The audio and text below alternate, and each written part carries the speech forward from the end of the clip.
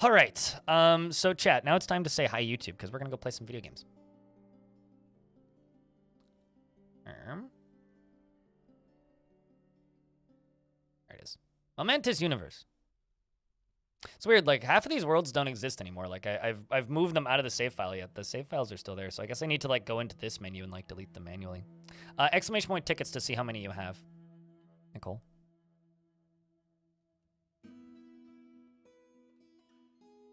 What benefit does the same world have? Do you like your dwarves that are in your current fort? Hello, Infinity. Do you like your dwarves that are in the current fort? Do you have a bunch of nicknamed dwarves? Do you have a faction that you like? Do you have artifacts that you've made in that world that you like? If yes, the benefit of staying in the same world is all of those items are persistent and can come visit you, meet you, say hi to you, you know.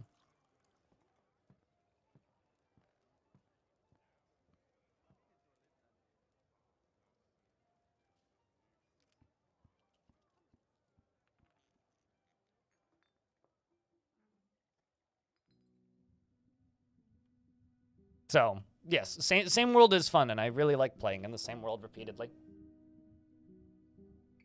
Oh, no, I won't forget Bastet. She redeemed a dwarf. Yep. I will not forget Bastet.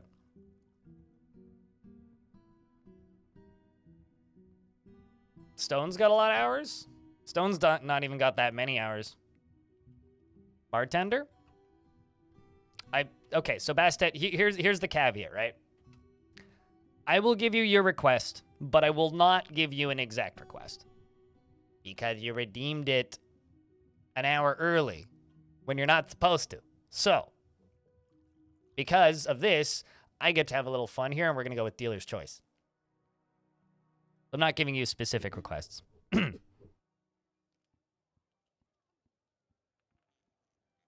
Okay, so if you haven't been watching the stream since 2016, you're new here, okay? Stone's still new here, but, you know. So is a lot of people. Bastet, you can have...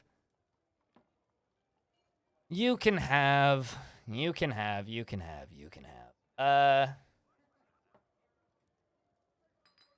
Zulban. You are 8 years old. Orange is extremely new here. Everybody's new here. We're all new here. Heck, I'm new here. Bastet, because she demands to be named. Can easily fall in love or develop positive feelings. She tends to hang on to grievances, and she is quite comfortable with others that have a different appearance or culture. She does not easily hate or develop negative feelings, and she can sometimes act without deliberation. She has an active sense of imagination, and she tends to avoid any physical confrontations. She tends to square this natural tendency with her respective martial prowess. And she's an unfriendly individual, and she tends to be swayed by the emotions of others. She's not particularly interested in what others think of her. She stares intently when she's thinking. She scratches her nose when she's thinking, and she needs alcohol to get through the working day. She personally has abandoned any attempt of self-control and finds the whole concept deeply offensive. She doesn't particularly value the truth and doesn't particularly respect commerce. She dreams of raising a family. She likes schist, nickel, lace agates, and birch wood, cotton fabric and the color pale taupe, and cabinets and splints, and mules for their stubbornness, and honey badgers for their tenacity, and the sound of the meandering mother, and when possible prefers to consume brook lamprey and kangaroo cheese, and river spirits and fonio beer, and can't stand purring maggots. Me neither. And I'm going to turn on the gifted dwarf for approximately a minute, and then I'm going to turn it off. And that's all that we're getting for the gifted dwarf today.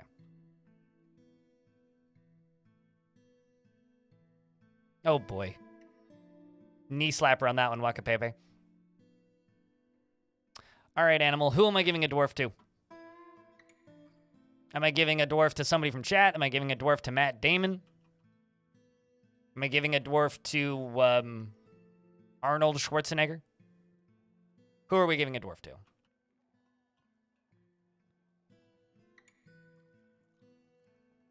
Jack Sparrow? Oh, boy. What kind of dwarf is Jack Sparrow? I don't have pirates, and boats don't exist.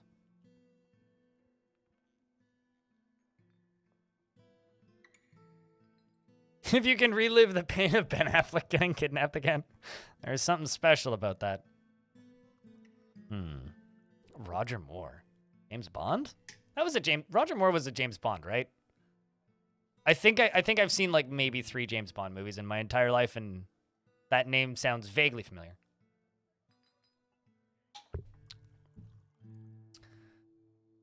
One of them was GoldenEye. That one wasn't very good, if I remember. Good lord, we have a lot of doctors. Well, Jack Sparrow's obviously a peasant.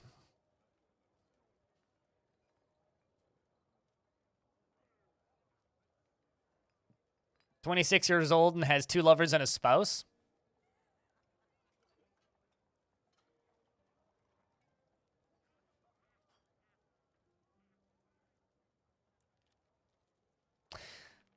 You Only Live Twice, GoldenEye, and I'm trying to think what the third one I've seen is.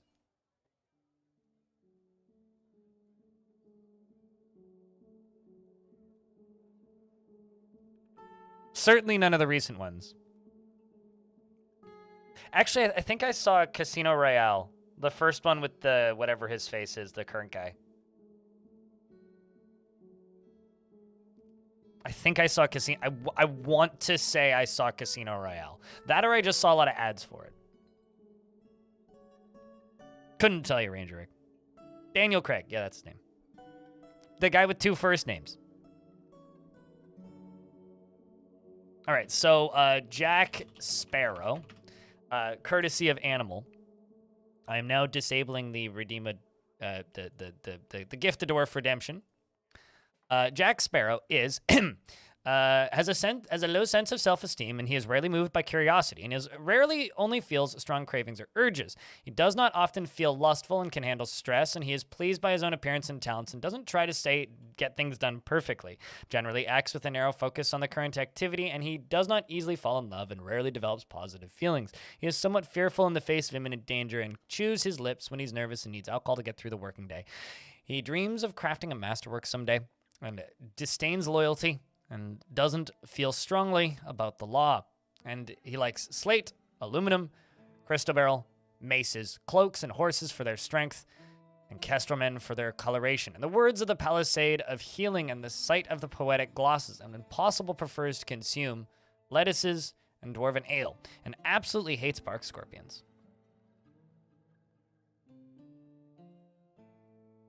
They killed a woman with oil? I vaguely remember that. His hair is extremely long, and his extremely tall ears are splayed out. His hair is burnt sienna, and his skin is brown, and his eyes are copper. So sometime in the next 10 minutes, I'm going to turn on the Dwarf Redemption, so whoever gets it, gets it. The ins, hello. The ins and outs. The current named dwarves in the fort are Devilish Potato, Aegis, Amethyssal, Shady Necromancer, Baby Blueford, Bastet, Casualty, Darius Cardrin, Freehold Boreas, Fight Attack, General Cooper, Gimli, Glass Half Empty, Jack Sparrow, and Jerry Gordon, Merlin Buff, and MMO Junkie and Nerev, and Pandasaurus Rex, as well as Runray's Choke, Safekeeps and Snail, Trimkoff, White Dog, and Polish username I can't pronounce. I'm going to go fill up my military, I think. Because I need to fill up my military. And I've lost so many soldiers recently. Including one who kind of had a legendary tale of grabbing a goblin by the foot and then shaking him around. Respects martial prowess. This one could do okay.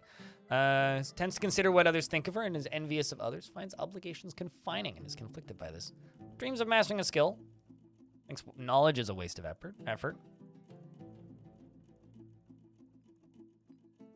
Booze Hamager, the manager, did not make it. I'm actually not sure what happened to Booze Hammer. I want to say it was just an, oh, Booze Hammer is dead situation. But yes, Booze Hammer did not make it, unfortunately. I can't actually remember what happened to Booze Hammer. There was a few, like, suboptimal fights where people just ended up dead. Was it the vampire that killed him? Right, yes. No, it was the vampire that killed him. We had a vampire necromancer that came by and ate him. Yes. Yes. This is correct. How was the vampire doing? Uh, how is the vampire doing, you ask? Seems fine.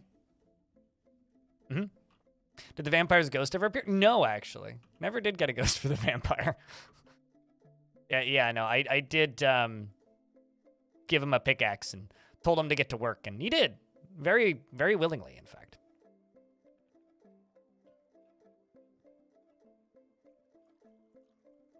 I'm looking for dwarves primarily that dream of mastering a skill and then also wouldn't hate the military. Like, aren't easily stressed, respect martial prowess, that sort of thing. Or wants martial training and excitement.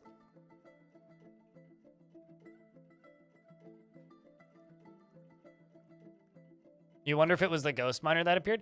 If that vampire ever did appear, they have a different name. So, I wouldn't actually know. But there was a miner that showed up that had a different name. But someone would have to go back in time and look at the VOD and then check legends. And then cross-reference names. Disregards tradition, eh? Scatterbrained and seeks out exciting and adventurous situations. No, it absolutely was not their true name. Because they were lying about the number of kills they had, right? So if their kill count is just listed as 0 kill, it's not their true name.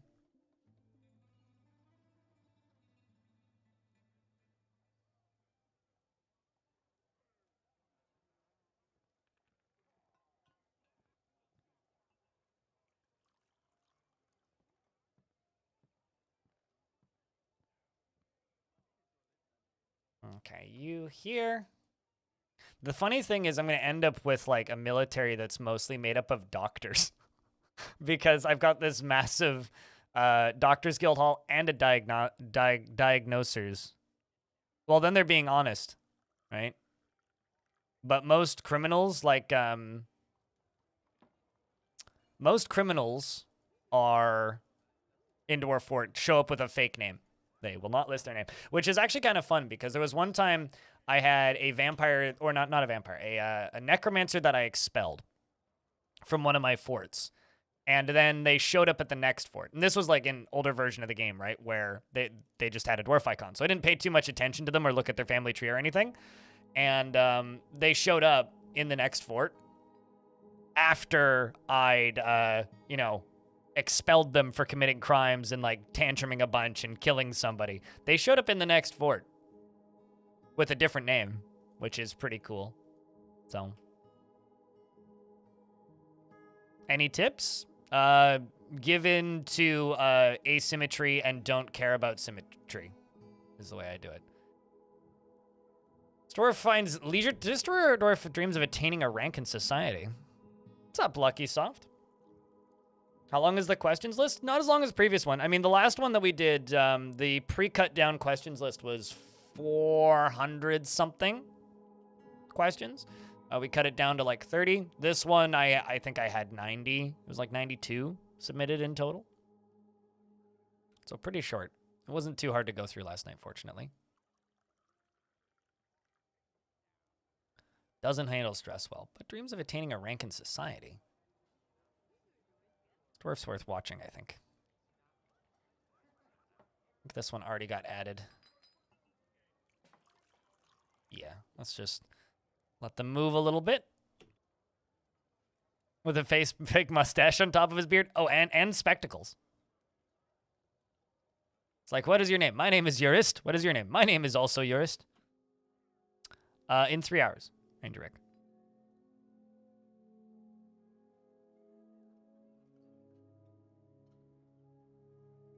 Stone, aka Seashore's Wall. What kind of dwarf would you like? Whoopsies.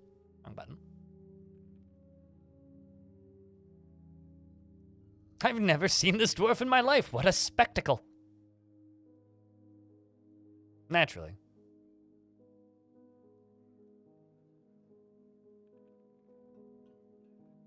She was a weaver and you put her in the military. Well, I mean, that makes it easy. This one? That looks like a weaver.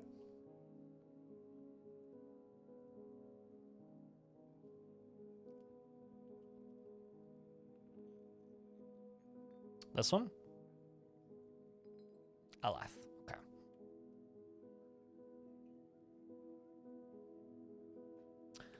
Okay. You are a Swords Dwarf stone.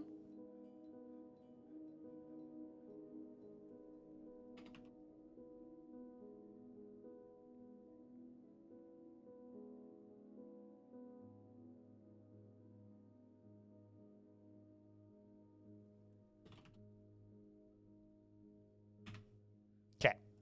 So this swords-wielding stone is swayed by emotional appeals and is very polite and observes the appropriate rules of decorum when possible. She is brave in the face of imminent danger and often acts with compassion. She is quick to anger, and she is often cheerful. She sometimes acts with little determination and confidence. Ooh, she's picked up a lash.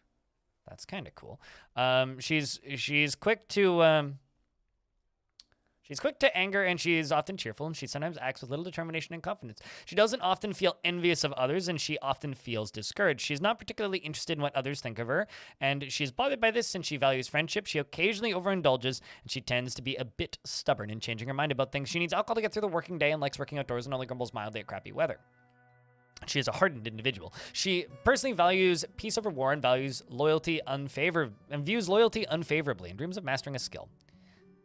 She likes sandstone and black bronze and crystal barrel gems and battle axes and backpacks and cabinets and cats for their aloofness and the sound of the wonder of lilacs, and when possible prefers to consume asparagus and tomato wine and plump helmet spawn, and absolutely hates flies.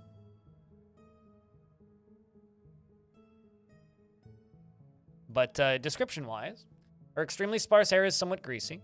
Her very long hair is arranged in double braids. Her bronze eyes are round. Her head is narrow. Her hair is pale chestnut, and her skin is dark brown. Nokim is your god. I still wish it would let us see their descriptions from the screen, but yeah, she likes whips, and currently has equipped an iron whip, which is a very simple weapon, but simple but effective. Looks like Atir, one of our recruits, also has an interesting weapon. Has grabbed an iron flail. You're just like she is? Well, I mean, I'm sure she'll strengthen up in no time. I'm not too concerned about that. Let's find some more dwarves for the military, shall we? We're going to jump down to the Doctor's Guild Hall and go recruit. Looking for dwarves that dream of mastering a skill, remember. Raising a family. Dreams of raising a family in this dream was realized, so you'd be okay now. But you doesn't value skills relating to fighting. Okay, well, fine then. You don't want dwarves that don't value skills related to fighting when you're looking for a dwarf that's good at fighting. A person considers craftsmanship to be relatively worthless and doesn't value merrymaking. He's naturally trustful of everybody and likes to take it easy and isn't particularly ambitious. Is stubborn when changing his mind about things and is a little tight with resources when working on projects. Iron whip would hurt like hell. Silver whips, I think, are the strongest weapon in the game. That is an adamantine.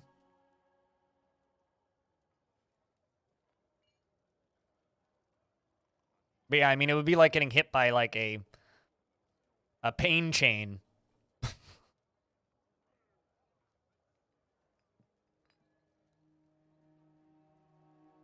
All right. Leave you on orderlies. Okay, we need one more dwarf in the military, and then I need to start a second squad. Really value merrymaking. Finds herself to be change her mind with category with somebody else. And particularly interested in what others are. She blows out her breath when she's annoyed. No pain chain, no pain gain, if you know what I'm saying.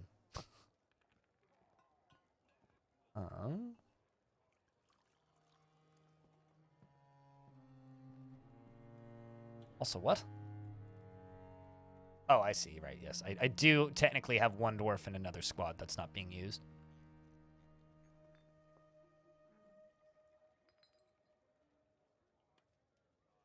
Makes them a kink dwarf.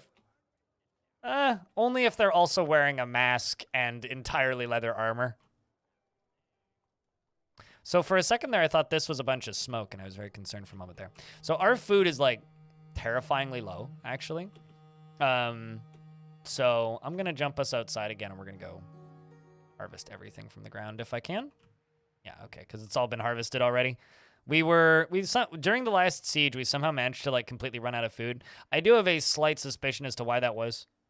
My slight suspicion is that no, nothing can be harvested.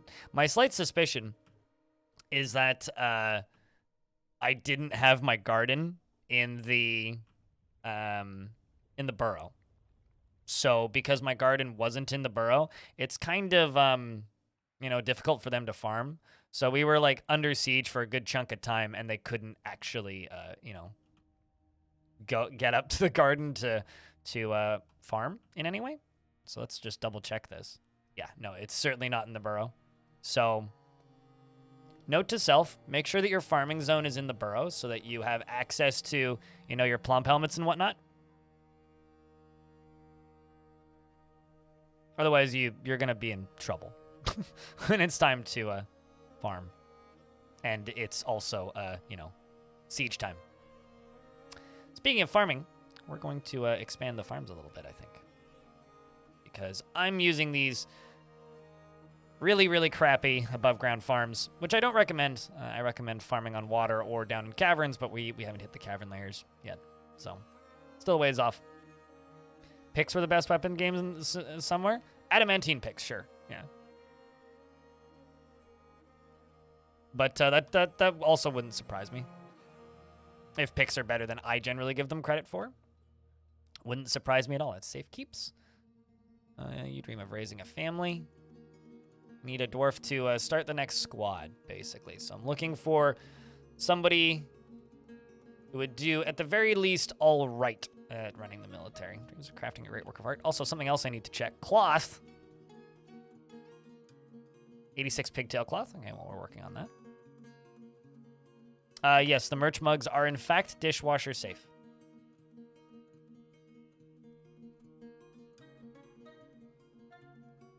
I'll be honest, I probably wouldn't sell them if they weren't.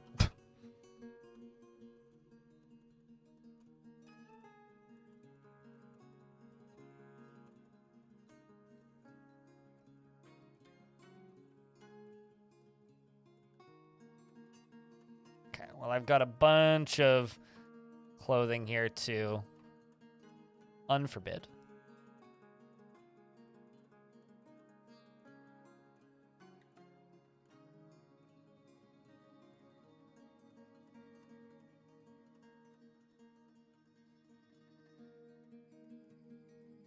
And then this needs to refill. This is kind of the problem here. Is this thing... We actually haven't had the chance to completely fill this yet. I've been trying for a bit now. And it's been taking a bit too long. So, but fortunately, it does finally seem like it's getting to a point where it's starting to fill up. Gift for you yourself you found? Well, hell yeah.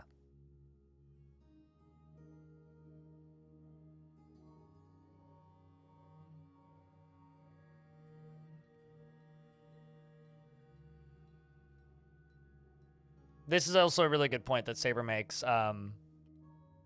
That burrows don't restrict movement; they just restrict jobs. So if you only allow them to go to jobs in certain areas, and also then there's this toggle whether or not they can source materials from outside of the burrow. So like let's say like there's a food shop here, right? If I say yes to this, then they could go to any stockpile or any location that has food and brew it, and It gives them a lot more flexibility there. What are you? You're my mayor. That's MMO junkie. You're a peasant. You dream of raising a family. I do need another militia captain. This Bone Doctor who dreams of this guy. I've seen him a couple times. Young Brass. Dreams of attaining a rank in society. I wonder how. Honestly, I'm gonna let this guy try being a militia captain. And if he likes training initially, then I will...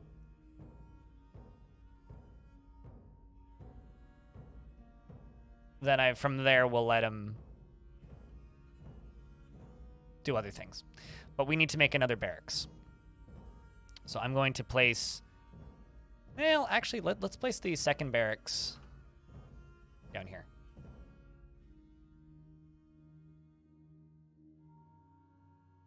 Yes, it is a big deal. I very much miss the multi-Z level selection. It made selecting and constructing burrows so much less time consuming. I very much miss it, but it's not a huge deal, no. Like it's not a game breaking problem. It's more just like a convenience thing.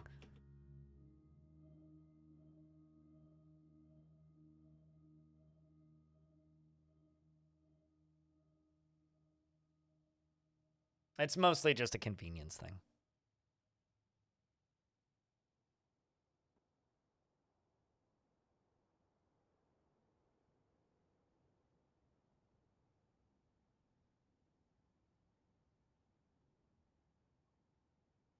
The game is already inconvenient enough. I don't know if I. It's fine. Dwarf Fortress is fine. I don't know if I'd describe Dwarf Fortress as inconvenient. It could be better, definitely, but largely it's fine. So something else that I would like to get done today, because I know I'm not going to get that much done today, is I would like to get bedrooms done today. So I started digging out this tiny little tunnel, and I'm going to continue it down this way. And we are going to build a selection of bedrooms in here. Some double stacked and tall, up and down, and then some of them just normal bedrooms. We're going to start off with the normal bedrooms. They're going to be quite big for the entirety of this fort. Someone earlier was asking, like, why am I making the bedrooms so big?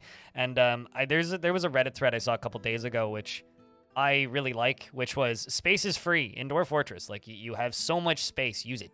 If you're not using it, what are you even doing? That's what I'm doing. Making big, open, spacious, glorious bedrooms for our dwarves.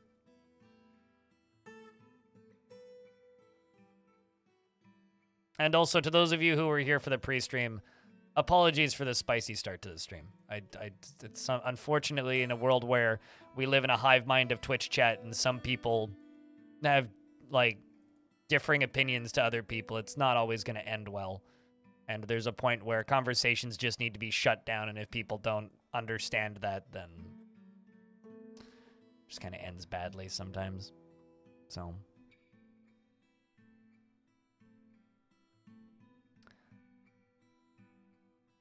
But you don't have to worry about the 30Z levels of stairs. Yes, this is true. You do not need to worry about making sure that every single step on your, like, 30Z level staircase, you do not need to make sure that every single one of them has active access to, you know, the burrow. The burrow will be fine without that, yes.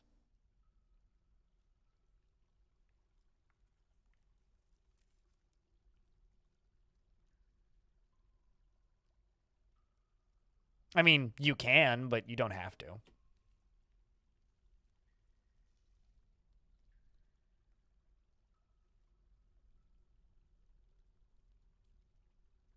And then we'll do 2 stairs up as well. So we'll do one up there. And one up there.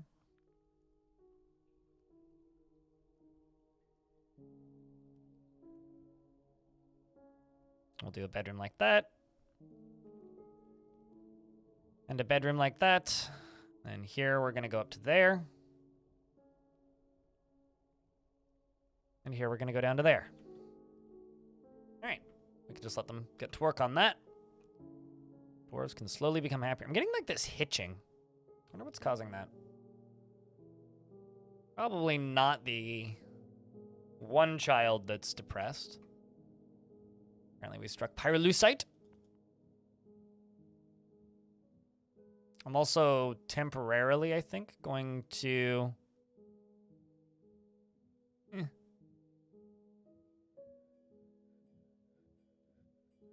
This makes your layout look a lot more like adventure mode generated forts. Probably the echidna. No, it's not the echidna. Only the undead echidnas are really are super deadly. Normal echidnas are kind of fine, but I don't know.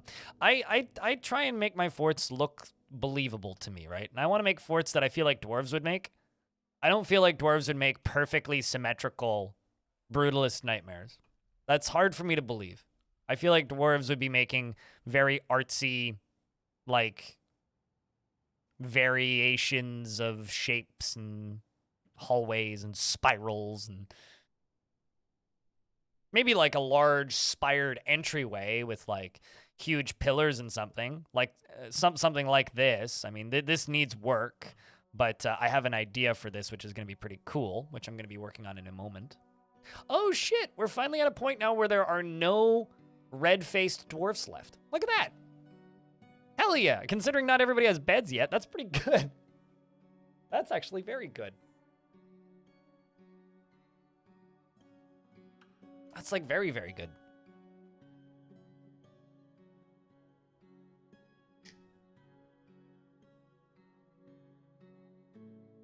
Also, MB Audio, are you still present? Yes, you are. You're right there. I need to give you something first. But because you subscribed to Tier 3 in the middle of that madness, I owe you a sound command. So 9 seconds is what you get until you drop that sub tier down. You can just send me anything via Discord, basically. As long as it's not gonna like get me a DMCA takedown request. So please, like, no 9 seconds of a chorus of like a Taylor Swift song or something. But like, it can be almost anything within reason. And also, you get access to the generic ones unless you already do, which I don't think you do. So.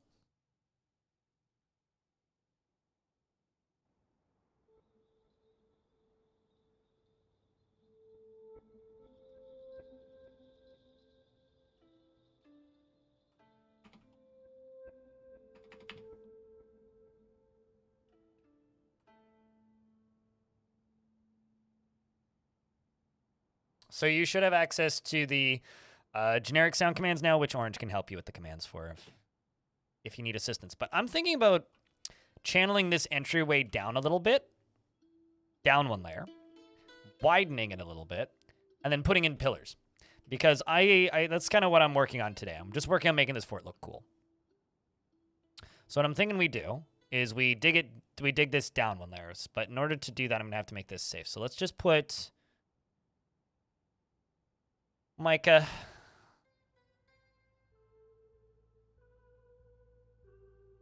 And Micah there. And also do this.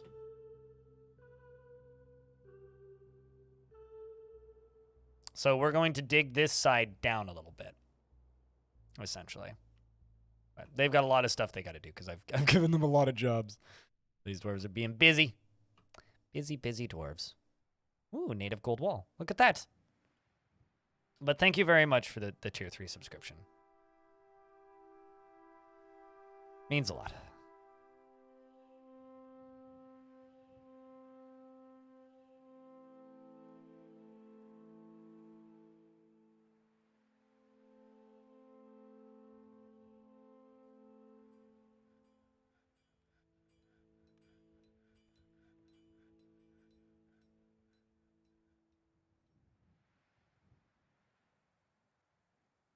Please, peace and love on planet Armok. Yeah, something like that.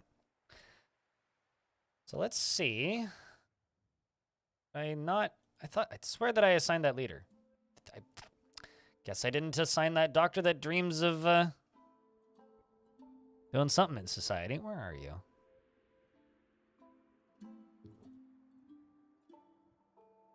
I thought that I assigned you to this squad. I must have not. Where are you? Where'd you go? Think real life, great architecture makes use of landscapes and... Think about real life. Great architecture makes use of landscapes and not just boxes. Presumably dwarves are master craftsmen and builders, so it makes sense that they would work with natural contours. One of my favorite things is when people say things like, oh, you're building like an elf when you're building like circles. And it's like, have you ever looked at an elf? Like if you ever play adventure mode in this game and you go to an elven civilization or an elven space, it's all just, like, trees. That's it. Like, the elves legit just live in trees. Not actually sure where that dwarf went. Oh, well. We'll find a new one. I need to start this squad anyway. They just live in trees. Like, an elven space, they just have trees, and they live on platforms in the trees, basically. Like, they don't even have walls. They just climb the side of the tree and live in the trees, basically. Pursuit of good craftsmanship to be a total waste, and sees knowledge as a delusional fantasy. Oh boy. Likes to brawl. Alrighty, Dwarf. Yeah, occasionally they'll have, like, chairs and stuff. But generally, like, they just live in trees. So to me, it's like, I believe that dwarves would work with the natural contours of the mountains. For sure. Oh, I did actually rename that one. Okay, well.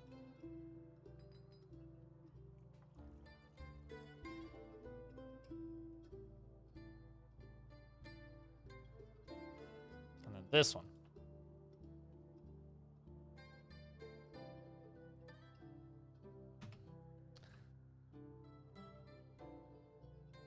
Just let me get this other one unnamed, because that's just a silly name to have currently.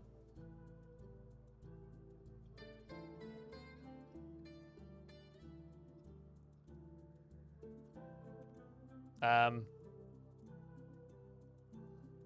was gonna say, so I think I found a bug in the game temporarily, but it went away, so I'm assuming it's not an issue. For a second there, that dwarf, like, replicated their name in their description where they shouldn't, but it's fine. Seems to have sorted itself out now. Let's jump up to standing orders. What do I want? Work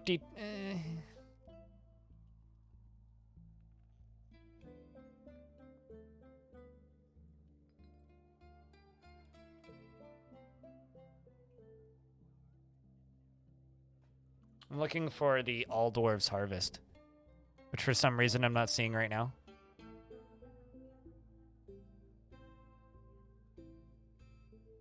Why am I not seeing this? Is it automated workshops? My kitchen, tannery, marked animal, cloth. Where is that, man? Is it not in there? I'm just looking for whether or not only Farmer's Harvest or All Dwarfs Harvest. Automatically harvest webs, that. Gather food, gather furniture, bodies, minerals, woods. Corpses, skulls, that.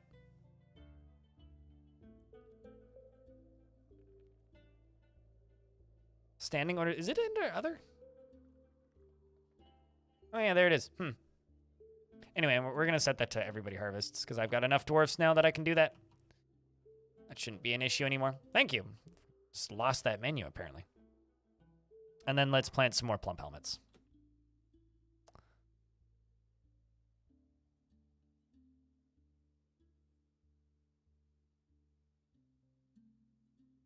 Yeah, no, Red Lanterns and Jerry Gord were correct. It was, in fact, in others.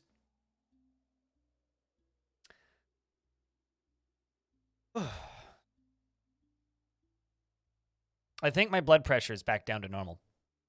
No longer can feel my heart up in my throat. Well, that's nice.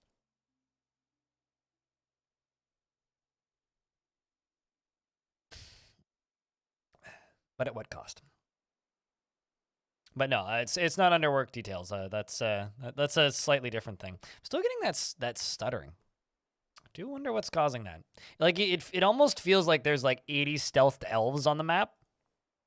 Like, you know, when like your frame rate ceases to be super stable. Also, this is cool. So there's like a billion wars going on in this area right now, right? Like my home civ and my local allied humans are at mass war with these goblins, right? And these goblins are also attacking us like crazy. Considering they have a place called Toe Thief, it's obvious that they're here to steal all of our toes. But look at this. The humans have actually taken over 2 of the goblin pits. The fort? Nah, just the goblins. Just the goblins' armor, mostly. Swedish. But yeah, no, like they've taken over 2. They've taken over Doomed Chaos and Weaver Menace.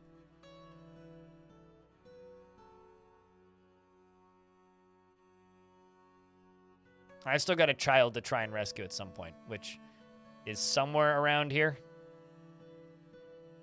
Somewhere.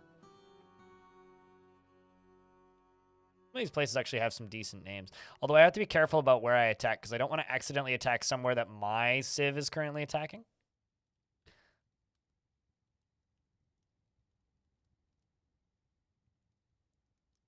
Would anyone know how to have a plump helmet person join your dwarves? Perhaps you need a tavern or library. They need to show up as part of a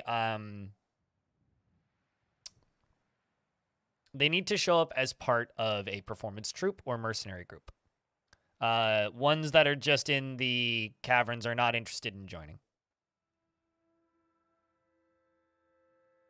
Really? I have Pacific instead? Oh, you are right. No, I don't.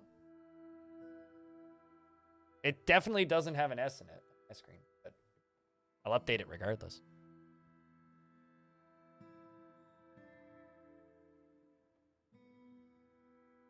What do goblin pits look like in the game? Pit. They're a giant hole full of goblins. They are kind of exactly what they sound like.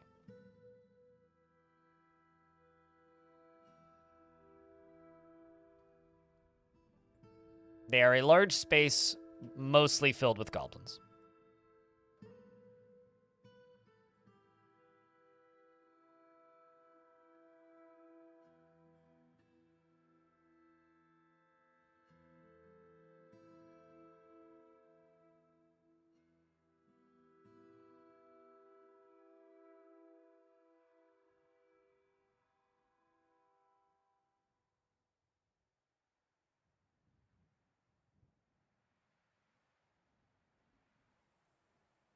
Well, anyway, regardless, I have fixed it, Tygo. But there wasn't an S in there. I just want you to know that claiming I put an S in the title of the stream is very much slander, and I will be my lawyer will definitely be sending people your way shortly.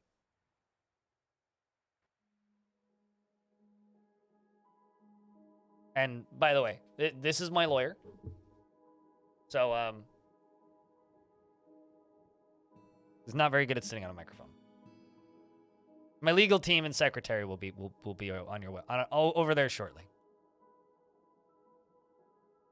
Expect a call from my hammer. Yeah, that's the correct way to go with this. I was trying to be funny, but it wasn't working. But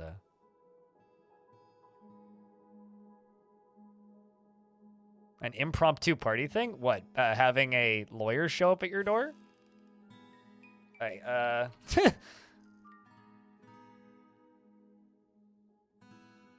I don't know. I guess it depends on your definition of party at that point.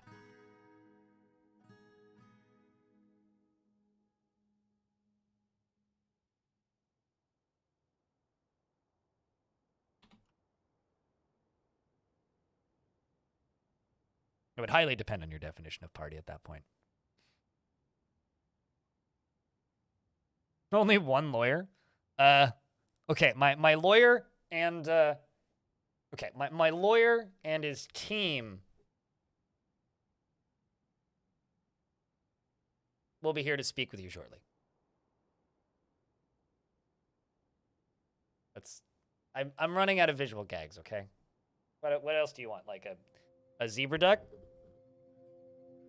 Jerry Gord is gifting out 2 Gremlin t-shirts. If you would like a chance to win a t-shirt with discounted shipping, exclamation point, enter in the chat. Thank you very much, Jerry Gord. I have to read those really quickly. It's like, oh God, what is happening? But do jump in there and enter to win it, because it's a pretty snazzy shirt. Cooley did a great job on it, I think. I mean, look at this thing. It's this t-shirt. You get a chance to win this t-shirt. It's available in a variety of Gremlin-approved colors.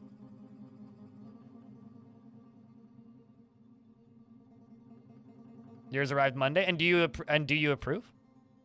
I like how before gifting it, you make sure that you pick one up and just make sure that it's of highest quality for everybody else.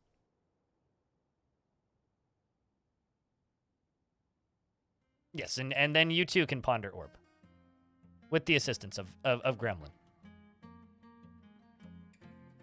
The kind of idea behind it is it's supposed to be like a dungeon master, but you know.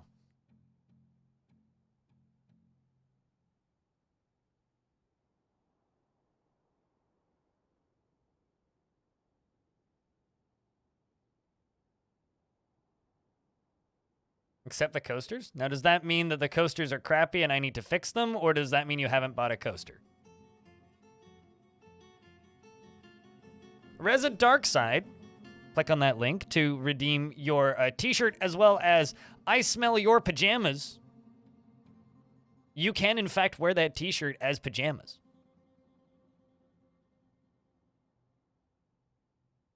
Also one from Carrie. Yeah, Carrie mentioned that she's quite happy with Fourth Wall. Did she start using Fourth Wall as well? I need to go take a look at her stuff if that's the case.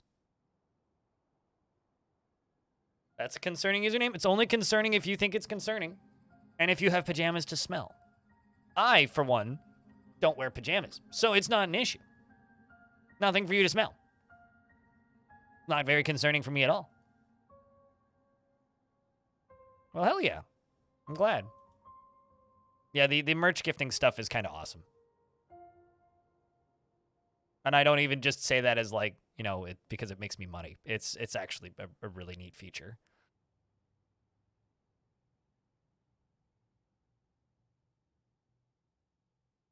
Okay, let's, while those are being worked on, we're going to go over here and we're going to get this area down here smoothing.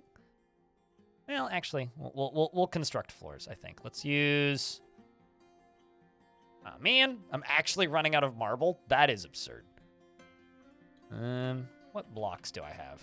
We'll change up the color again. Let's go with andesite. We're going to have to rewatch Toy Story because Andy is over here with his andesite. Apparently they're making another Toy Story. I wonder if that'll be good.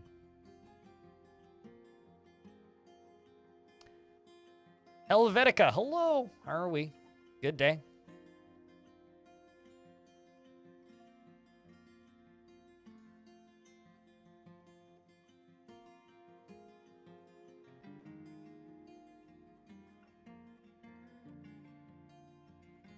And Spectre as well. Hello. I think in about, I don't know, in about 15 minutes here, I'm going to be making a Reddit thread about the interview today.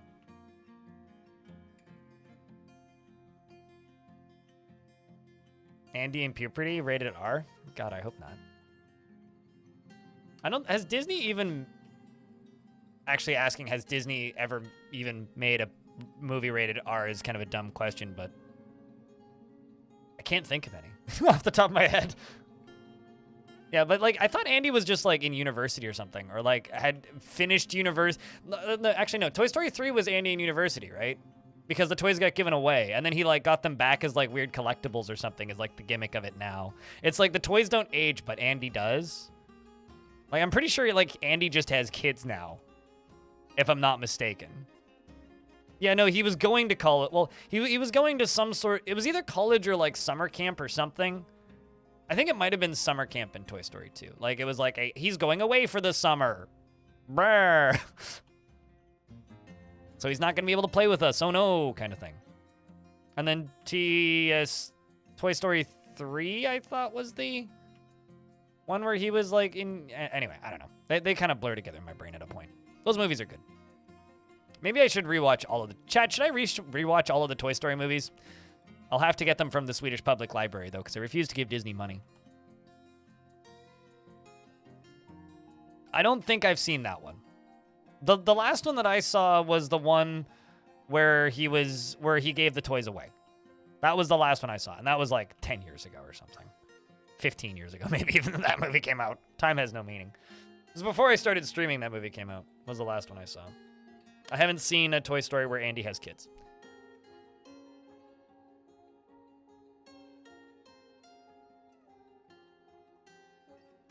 You might be confusing with Calvin and Hobbes. Yeah, very, very, very similar franchises. Calvin and Hobbes and Toy Story.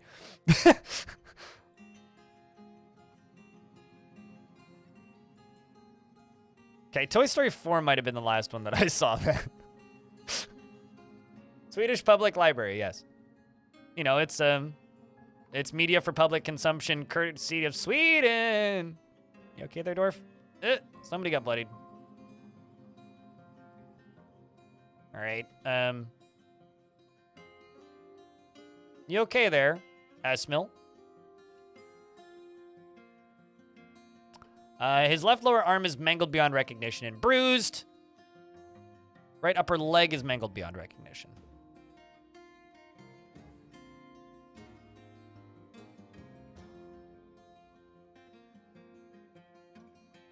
Also, in regards to Disney stuff, I know that I refuse to give Disney money, but they're making a kart racer. If you have any nostalgia for Disney stuff, I recommend listening to the soundtrack to that thing. Not because it's good, but because it's a bunch of dubstep remixes of Disney songs you've heard before. It's pretty horrific. I kind of like it. I might be in. I'm not gonna lie. I might be in. No, that's fan fiction, I think. Echoing file. I think you were confusing that with the Toy Story 5 that was released exclusively on Patreon, on some dude's Patreon.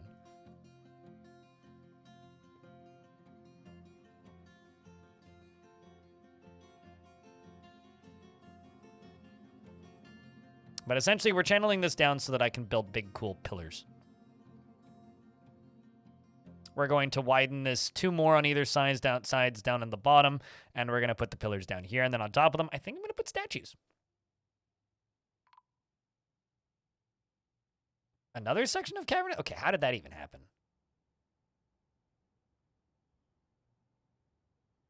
Still nobody dead yet, though. I don't know what caved in there. I thought that we had all the things that could cave in out, but I get we definitely do now. There is no chance anything else will cave in, right? Right, dwarves? You've triple-checked all the supports, right? Of course, the wise thing is to ask the dwarves and not the guy putting in the orders for the dwarves, but naturally.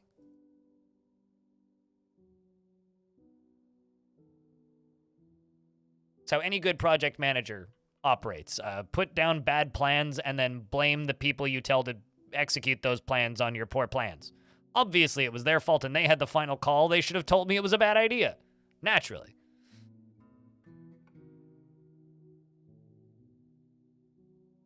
Now, Reza, when you go to a convention and meet up with Kiri, you can, like, you know, first day wear Kiri merch, second day wear blind merch. Be great. What's a support entire fort collapses? What is structural integrity? These dwarves should have pulled that that Jeopardy card. What is structural integrity? Not something we've ever done. All right. So we're going to go all the way down to here. And all the way down to here.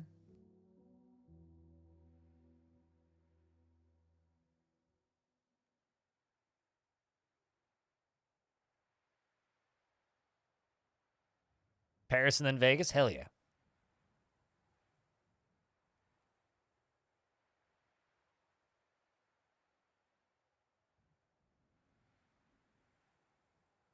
Vegas is going to be interesting.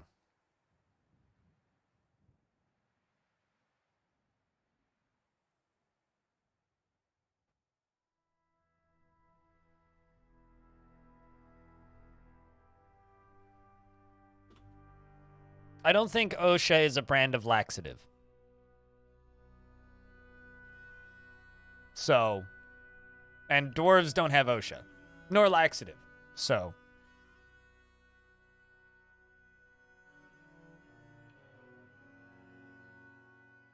you've got to save up for that one. Unfortunately for me, getting to Vegas is really cheap. It's kind of the only reason I'm going. OSHA is a swear word in their language?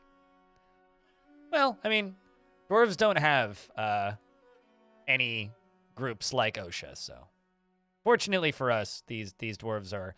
I'm trying to think of a pun using the word OSHA, and it's like not happening.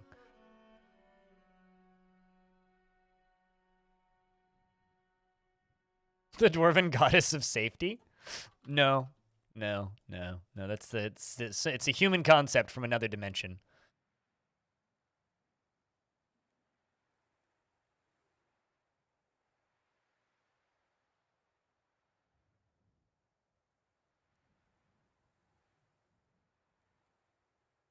At this point right now, all I'm doing is making the front entryway look fancy.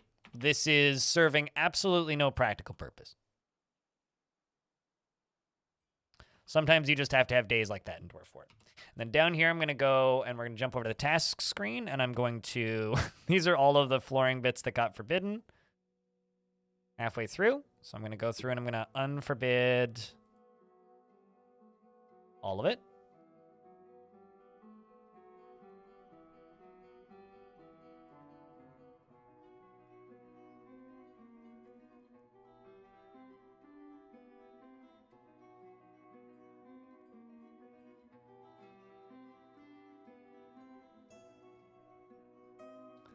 And these lower areas. Okay, so what we're going to do now is we're going to grab beds. We're going to go to use closest material and go thunk, thunk. Fill this up. I've missed one door, it seems. This one. So let's place a door up here. And then go down to multi-bedrooms. Oops. I clicked to the wrong place. 11 bedrooms have been made. You know, I can't remember who mentioned it in chat, but the multi-floor bedrooms like this really does make it look like the generated forts from Adventure Mode.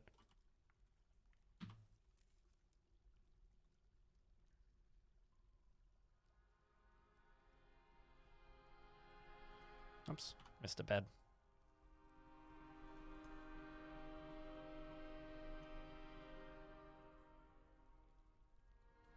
Is it possible to unretire a fort? Yep.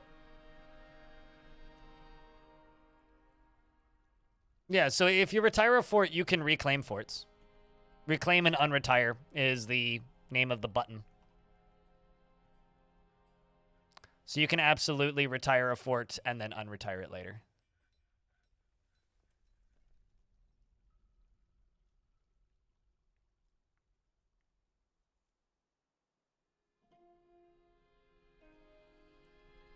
Seeing food problems in the fort.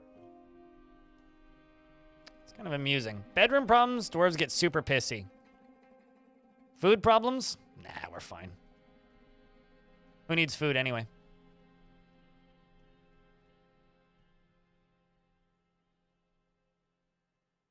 Although we do have a lot more plump helmets planted. I do actually have hunters turned on too. They should have everything they need. There are camels on the map, so not totally sure what's going on with that. Also, I don't know where that bed came from, but something just disconnected, apparently. Don't you hate that when you just hear like a phantom disconnect? It's like nothing stopped working. So I don't know what that could have been.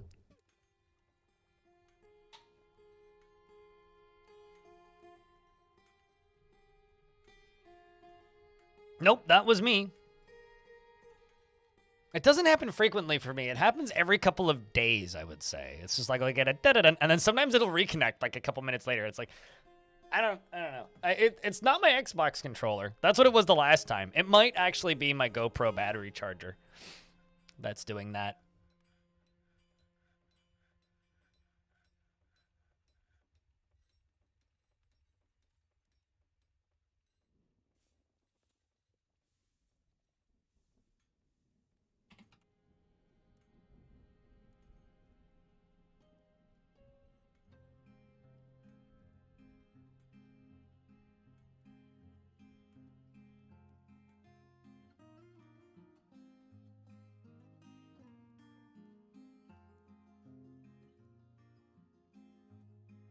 Also, for anybody who's interested,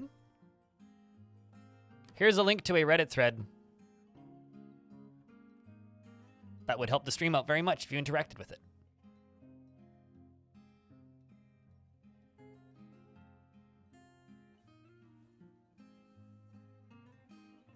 Okay, so this side over here, we've got all these walls.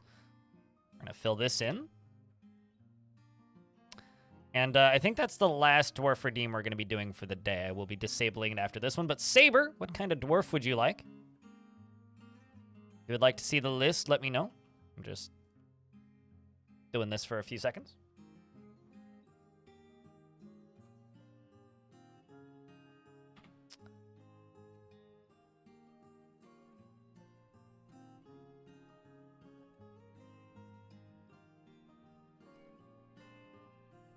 What mega project is currently underway? I'm making my entryway look really nice. So I'm placing a lot of floor pieces and making it a 2 Z-level tall entryway, putting marble flooring down, prettying up my entry is what we're currently working on. Any bearded dwarves currently named Urist? I will search by happiest until I find a bearded dwarf named Urist. Well, actually, wouldn't it just be easier to go by name until I find dwarves named Urist?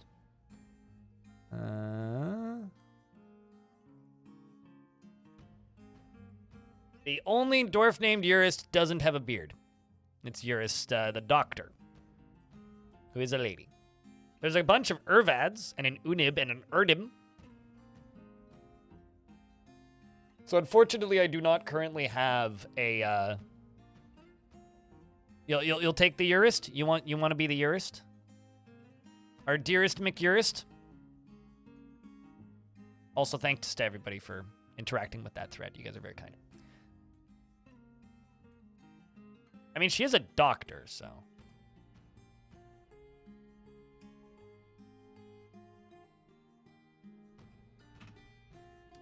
Urist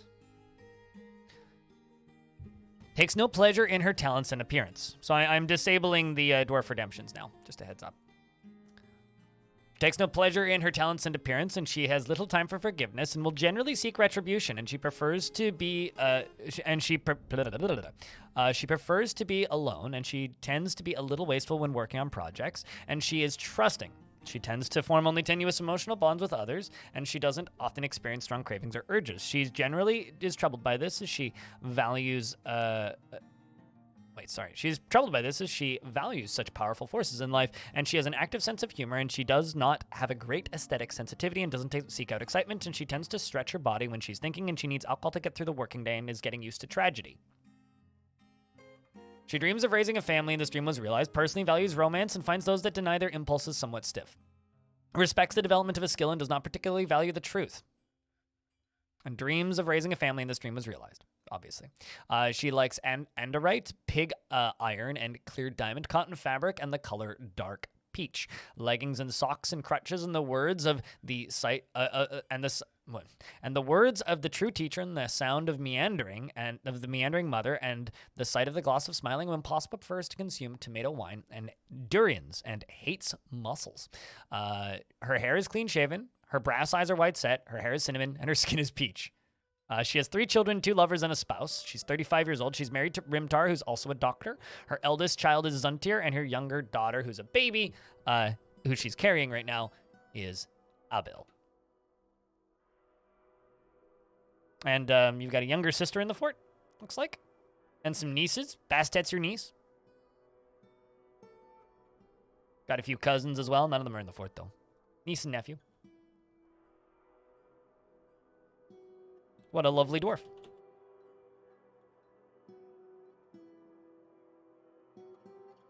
Okay, so we are, by the way, just cranking out gold statues because I realized that I have about 1,500 gold in the fort.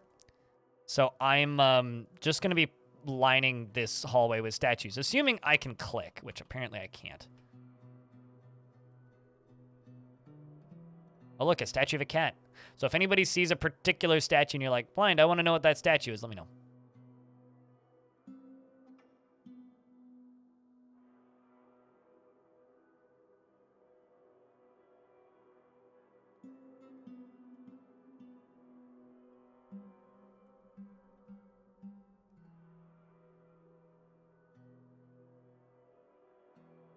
So I rebound them to greater than and less than symbol because old habits die hard.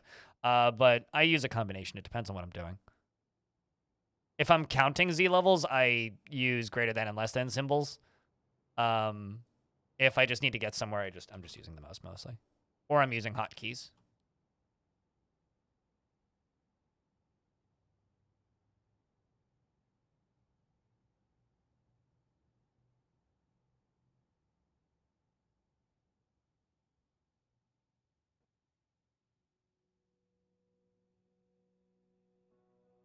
And then let's do ramp stone at the bottom of this.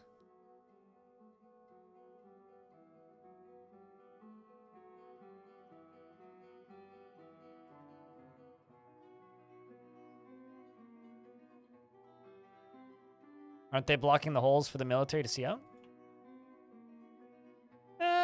Good point. Yeah, we'll remove every other one from this last area. That or they're just holes for the military to see the cool statues.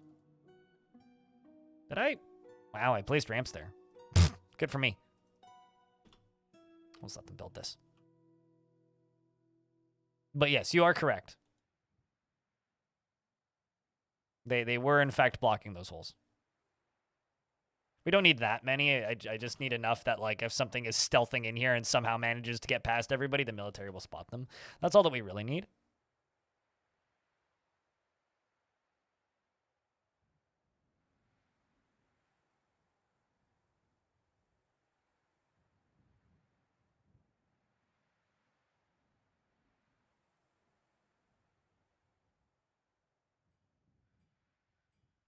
Admires statues from behind instead of shooting goblins. I mean, what sounds better than shooting things? Admiring art. I, for one, like admiring art. I think that my military should be allowed to admire art instead of having to just exist for the purpose of making goblins turn into spicy red mist.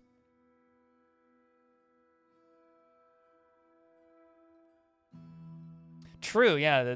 I hadn't even considered the thieves being stuck admiring them. I mean, when you go to prison here, you get put next to one of these lovely statues of Alana Hollow Vine. By the way, so almost all of my artifacts have an image of this dingo, Alana Hollow Vine, to the point where I'm considering just making every single statue in this entire fortress of that dingo. They want a farmer's guild. I will approve that, and we'll see if I remember to make it in 10 minutes. Actually, I can start them digging it. The question is, where do I put it? Maybe, back in here or something? Let's put the farmer's guild down here.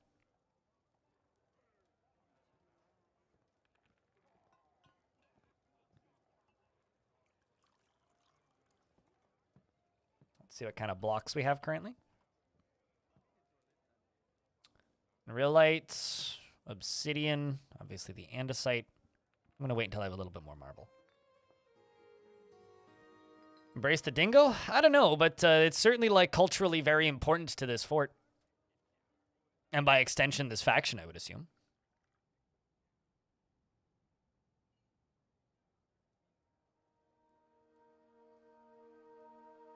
It keeps showing up on our artifacts, so it must be important. Some migrants have arrived. They heard the good word that there's no stressed dwarves left in this fort, which is crazy, by the way. I mean, there's plenty of upset dwarves, but this one's meditating on courage, so I'm sure that they will come around in no time. How dare you? Hold on a second. What's more dwarfy than taking a tree and chopping it down and turning it into crafts? I'm just saying. I think that the dwarfiest thing a dwarf can do is chop down that wood and make it into crafts.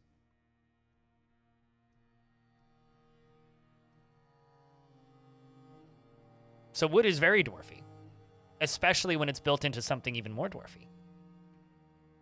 It's so dwarfy, in fact, that the elves ask us to be less dwarfy. And sometimes we accept, because they sell us giant, tasty animals. And sometimes we say no, because it's fun to stab them in the head.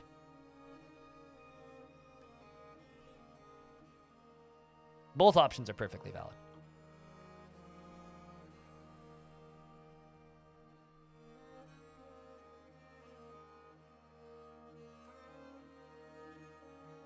Planting a tree. Using wooden swords is pretty undwarfy. I don't know if I would necessarily say planting a tree isn't dwarfy.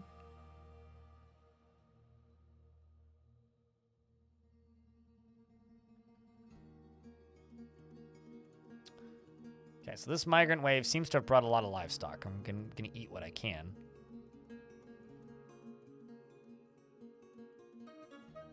Also gonna double check my work orders, just make sure that we're still making rock blocks. We are not. We are, however, making statues. I'm going to stop making those aluminum statues. I'm sure I'm out of aluminum.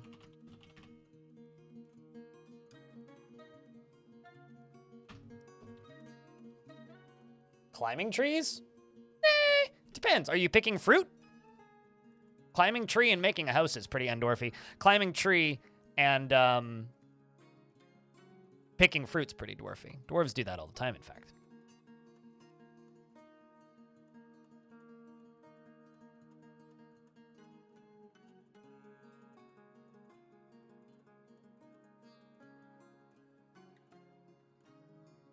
Something else I'm going to start doing.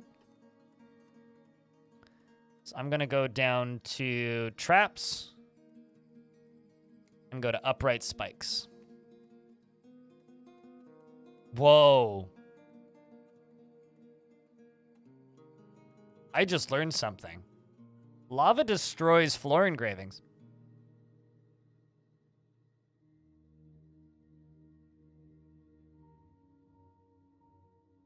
Do you guys know that? Because I didn't. Because this was like covered in engravings and got lava dumped all over it. Yeah. Well, the more you know, I suppose. Handy little tidbit.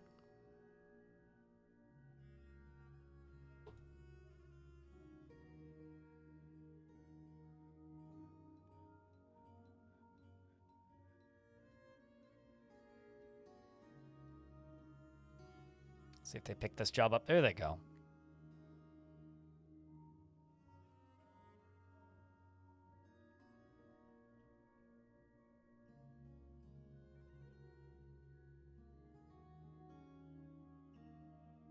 I'm going to pause this, and pause this. We got plenty of lavish meals. We're having a little hard time keeping up with the foodstuffs.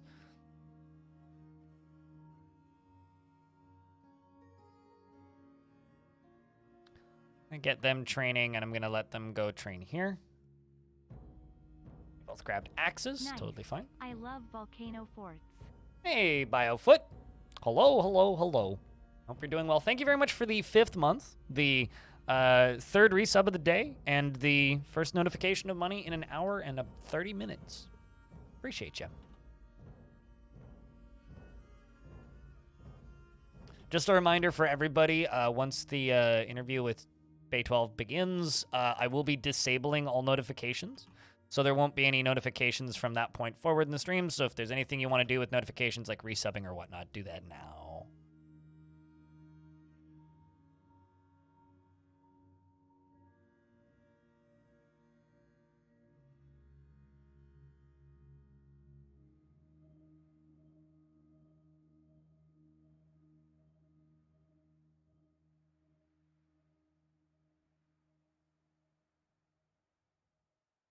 Yeah, today is Thursday. Today is Thursday. And today is the day that we will have Tarn and maybe Zach. I never know if Zach's going to be there because Zach's never confirmed until the day of. But the very least, Tarn and me will be talking about Dwarf Fort things. Starting in about a little under 2 hours.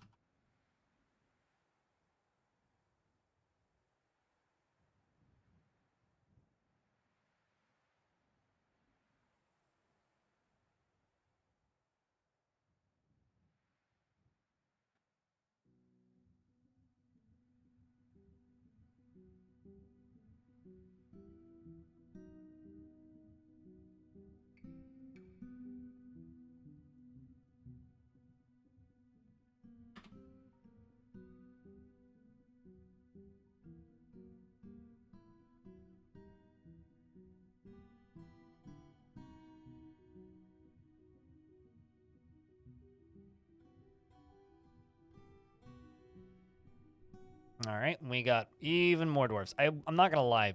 Mass constructing large floors like this with multi-layer viewing is one of the coolest things you can do in Dwarf Fort. I mean, just look at this. Just look at this crowd of dwarves. Like, they just go grab all the blocks from the quantum stockpile and then just run off and go do their thing. We go into ASCII, even more so. It's going to be just a swarm of them. There they all go. Doing their construction. I still kind of wish that they would flicker between with the sprites turned on, because I want to know what they're carrying just by looking at them. I know that people don't like the flicker, which is why they don't do that, I don't think, but man, I think optimally it would be best if you'd like see them walking with a little brick in their hands. Like if the sprite itself would change would be the optimal spot for that, but I do miss the flicker. It's a stream of them, yes. It is, in fact, a flicker.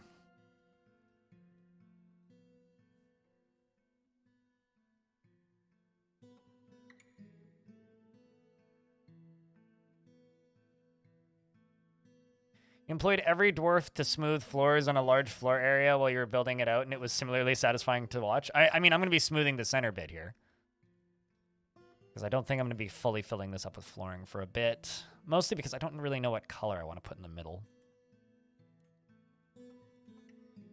But yeah, flooring is very similar. Like mass smoothing and mass engravings as well. Also super cool to watch.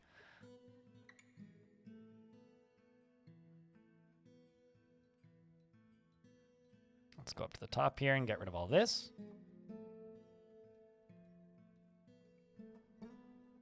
Oh man, child's throwing a tantrum again. So this is a sad story, Kodal. This dwarf's parents died, and one of their siblings died as well. It's perfectly understandable why they're so distressed. Doesn't make it any easier to deal with, though.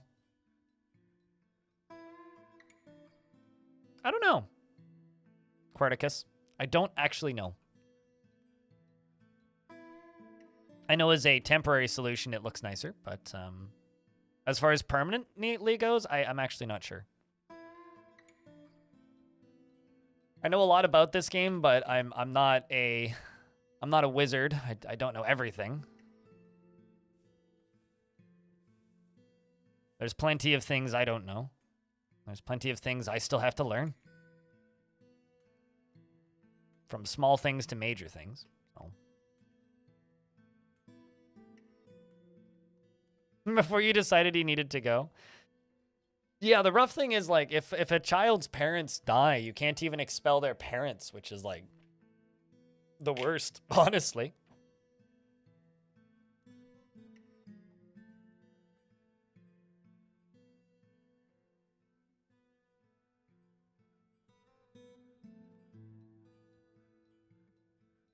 Apparently RimWorld's making a Thrumbo plushie. Huh. Okay, Dwarf Fort. When are we going to get an official makeshift Dwarf Fortress plushie? That's what I'm referring to. I'm not entirely sure I like the way this Thrumbo plushie looks. It's kind of a neat one-off, but I'm not sold on that look.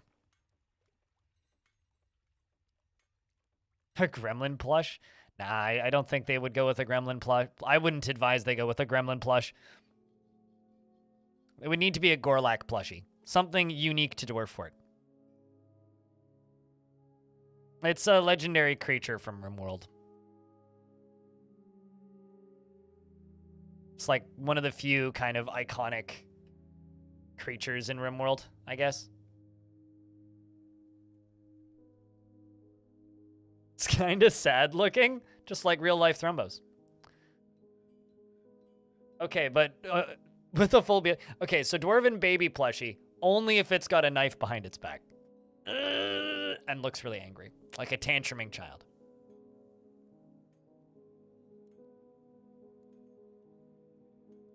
A beak dog? Ooh, yeah, a beak dog could do it. I like the idea of a Gorlak, though. Mostly because I like Gorlaks. It's easy to like Gorlaks. Gorlaks are good people.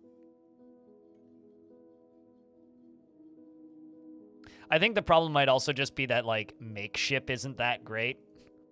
Like, Makeship is, you know, the, like, high speed, we make you a plushie and send it to your audience company that a lot of influencers go with. And they basically have, like, a whole bunch of base designs, and then you can customize those base designs. So they really aren't actually that varied in their designs. And we have an artifact that's just started, so we'll have to To check in with that, Einod has withdrawn from society and claimed a stoneworker's shop.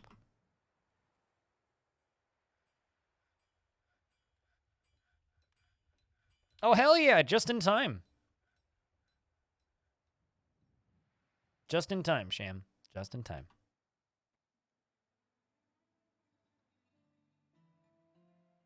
I hope that you are satisfied with your mug. Let's see how diorite walls look.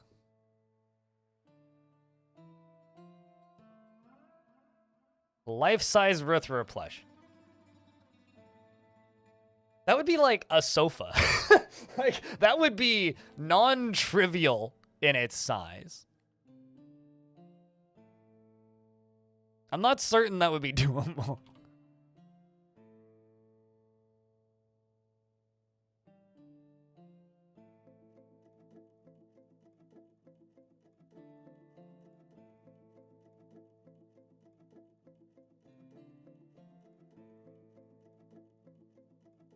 But then again, I guess they do make those teddy bear plushies. You know, one of my favorite streams that I ever watched was a Jesse Cox slash Dex bonus stream. So Dodger and Jesse. And for some reason, Dodger has one of those like life-size bear plushies in her like office, or she did at least at the time. And in the background, they have like employees and interns in their office, and they were playing a horror game, and they got one of their employees to sit underneath the pile of plushies in the back of the room and slowly start moving the bear. And they didn't acknowledge it on the stream or mention it at any point, and none of them said anything about it until like months later on a podcast. One of my favorite bits I've ever seen on a stream. It was glorious. The entire chat was just freaking out, like, why is this bear moving? What is the bear moved? Guys, the bear moved. Did nobody just notice the fact that the bear just fucking moved again? It was very funny. I envy that and wish that I could do something like that, but I live in a void with blackness behind me.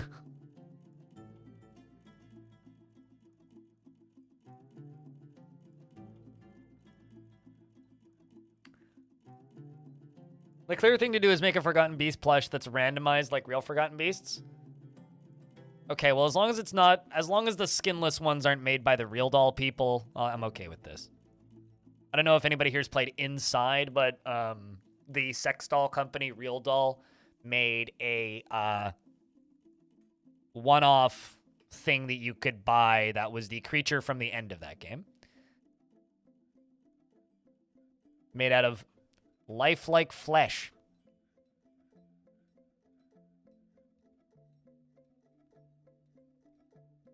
Is the void empty like your soul? No, it's quite full of sound foam, actually. So unless your soul is full of sound foam, it's nothing like your soul. For collection purposes. That makes you uncomfy. I've seen one in person. And it's exactly what you expect it to be. And before you ask, no, you can't, fuck it. This fudge has got demonetized, maybe. Actually, probably not, because I've said worse things recently, and I haven't been getting the yellow naughty button.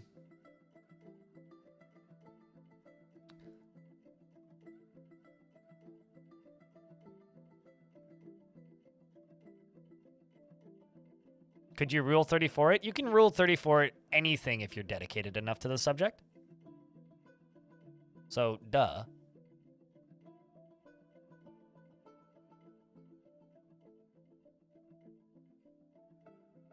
I love how these dwarves aren't actually getting the statues far enough. Instead, they're like canceling the construction jobs to go get drinks.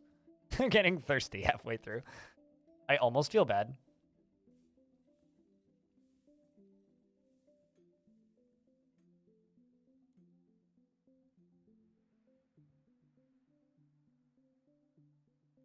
Why do I have a seed barrel right there? Seems like a bit of a waste. First off, why does that barrel have seeds in it? Second, why is it there?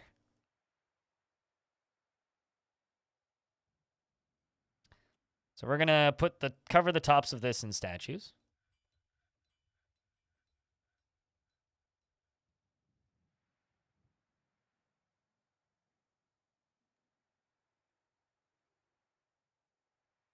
And then I think we'll make the center of this into a pillar, so it goes all the way up to the ceiling.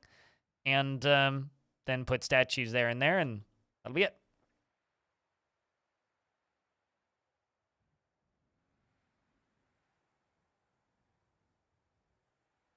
I'm quite enjoying the entrance of this fort. I think this looks nice.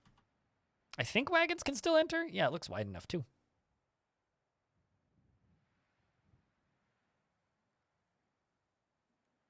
For future wagony purposes.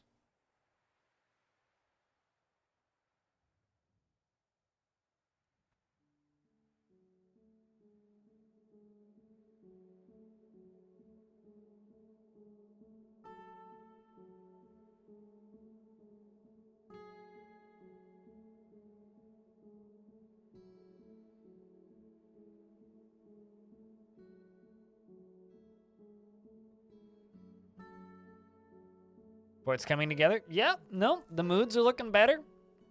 Moods are looking better. We don't have any super pissed dwarves anymore. Because we threw them all in the volcano. So we're doing great. Yeah, everything's lovely. But also, I hope you're doing well, Ray Britt. In an hour and a half here, we're going to be doing a live Q&A session with Bay 12 Games. Which should be a bunch of fun, I think. You know, I think I should ask Tarn if he knows what's up with the world's taking forever to save, because I need to ask Tarn what's up with the world's taking forever to save because of saving adventure data. It's a little silly. Like, a little bit silly.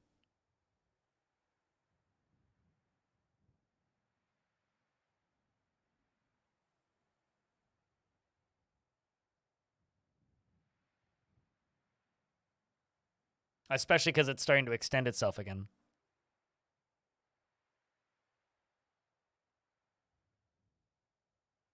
Best morale booster ever.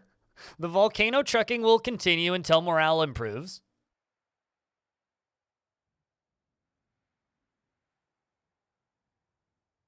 I don't even know what that means. That's like hard to say, too. The volcano chucking.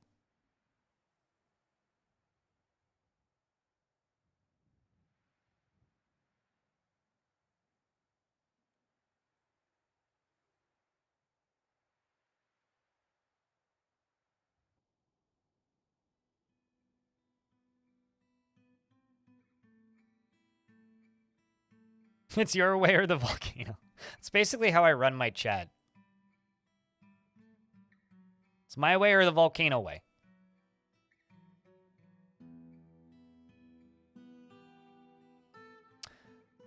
That being said, things are being productive.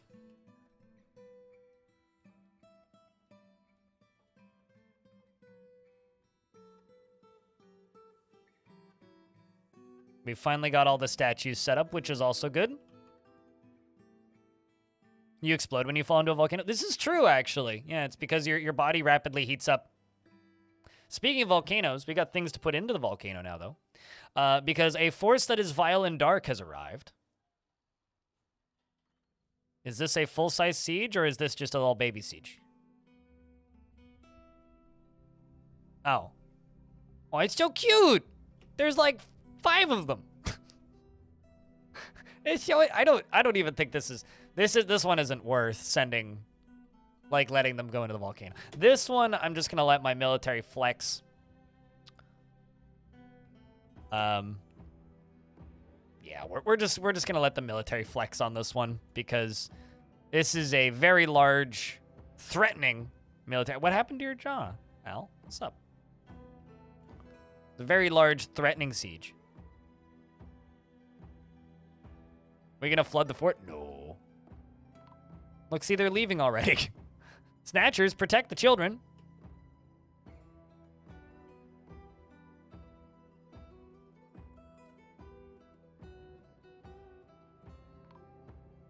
Watch them, like, get out with a child, too.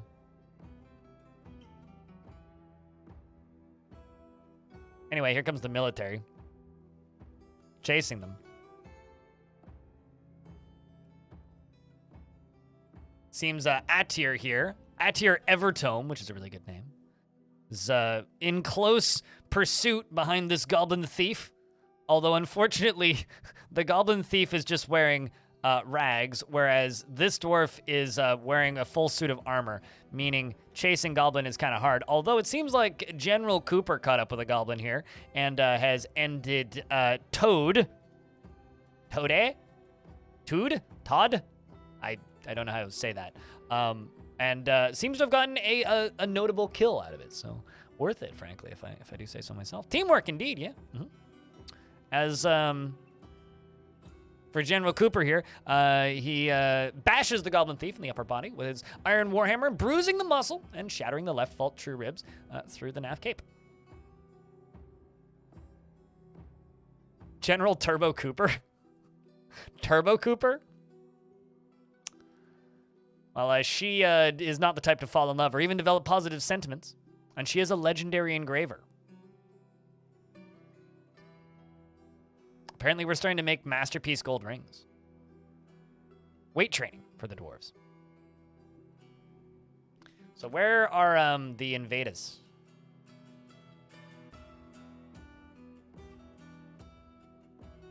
Station the military here. The goblins are slowly sneaking down the side of the mountain. And are shooting arrows at and bolts at something. Ah.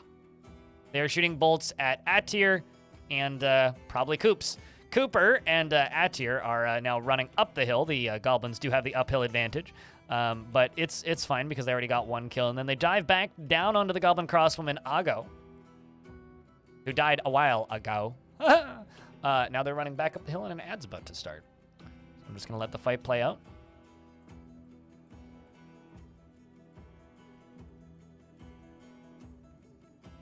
And there we go. GG. Soldier's gone. Dwarves can go back to training. And thank you very much to everybody who's here early, by the way. You guys are all very kind. Just as a reminder, if you want to do things that will trigger notifications on the stream, make sure that you do them before the interview starts, because all notifications will be disabled and I will not be acknowledging chat pretty much throughout the interview portion of the stream, which will be in an hour and a half. 1.5 hours.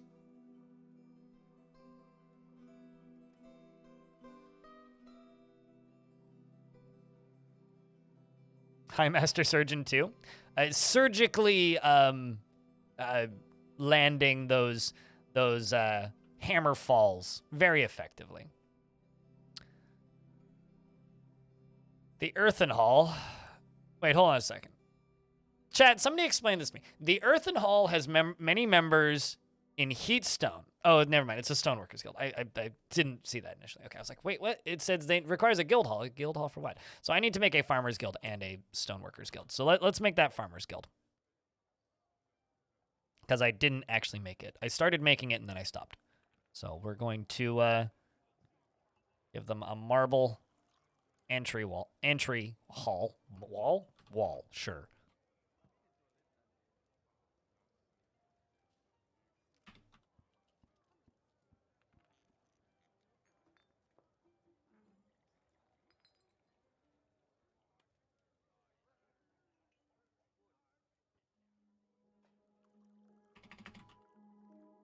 And then from there, we're going to throw down, let's go with diorite flooring.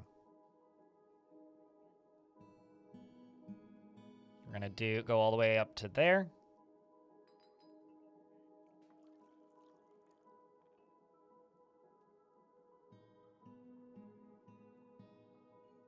Yeah, there was a farmer hall that I stated I will immediately forget and not do. But I haven't forgotten yet. I was just simply working on the front door, which is my priority still, but...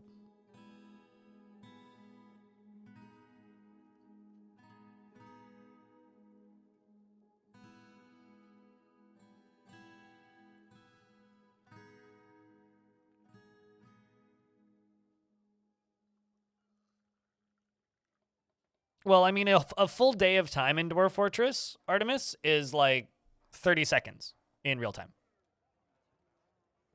Which is also why Dwarf Fortress doesn't have a day-night cycle in Fortress mode, because it would be like blinking, flashing lights outside. It would be hard to look at.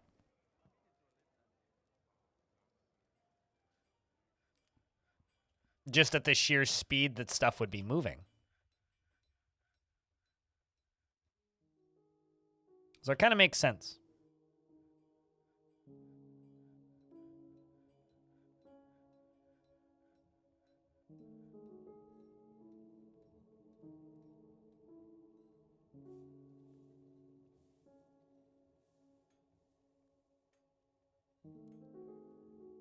I think that this wall probably got canceled. So we're going to rip those walls down, and I'm going to put statues in them.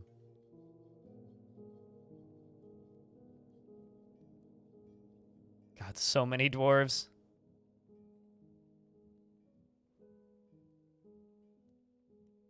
Also, I'm aware that the drinks is precariously low, and we're working on it.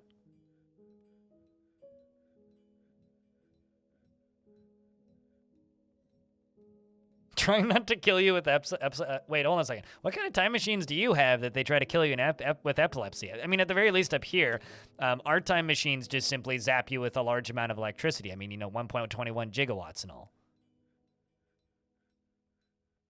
And then when you come out the other side, there's just like streams of fire coming out your rear. Although, ironically, if you've ever played, what's it called? If you've ever played Songs of Six, that game kind of tries to kill you with epilepsy with its day-night cycle. I never increase it. Well, actually, technically it's 220, which is the default. But yeah, I don't increase the dwarf limit. I don't see the point. You kind of get diminishing returns, and the game gets too laggy. So I don't bother. To the point where like I'm shocked that people turned it up. It's like it's the #1 reason for like heavy fort issues, and I don't build great frame rate forts anyway, so.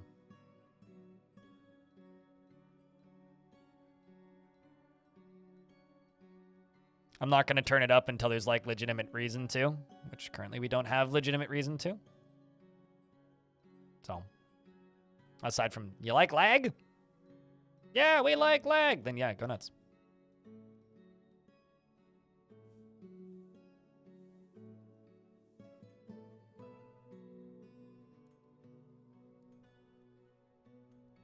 Okay, let's do all that.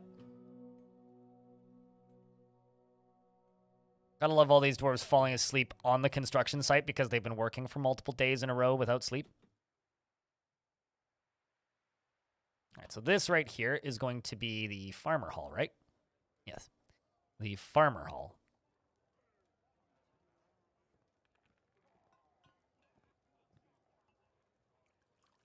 Guild hall. Otter, Strand, Fisher, Farmer. There it is. The Guild of Clams. Okay, so I petitioned to like stop that from being the Farmer Guild name and changing that to the Fisher Dwarf Guild name. Because the Guild of Clams, that's not a farmer hall. Come on, guys. Come on now. That's just silly.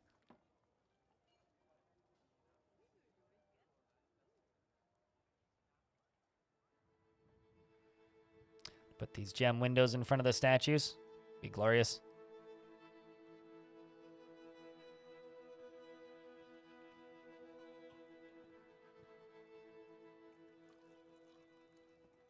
But you do farm clams, do you? I don't know about that, though. I can tell you for a fact, though, we are not farming clams. Oh, Ghost has come back. Oh, Farmer Fem. That dwarf just, like, mysteriously disappeared. The chat yesterday was speculating that Farmer Fem's dwarf mysteriously disappeared due to the fact that there's lava spewing out of the side of the mountain. I refuse to agree with that. I think it's completely unrelated. Completely unrelated. There's no way that anything to do with lava spewing out the side of the mountain has killed that. There's no way that that dwarf found any kind of demise due to fire spewing out of the side of the mountain. We're also not going to ask the dwarf for clarification either. Simply not necessary.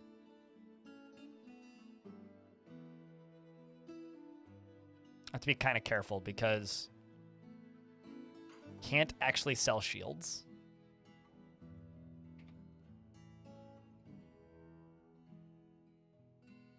Which makes things a little bit tricky.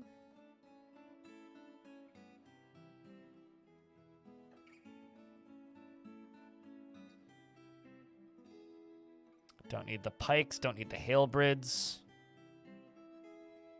Don't need the two-handed sword, don't need the mauls, don't need the great axe. Yes, I realize I could put some of these into traps, but nah, we're doing spikes.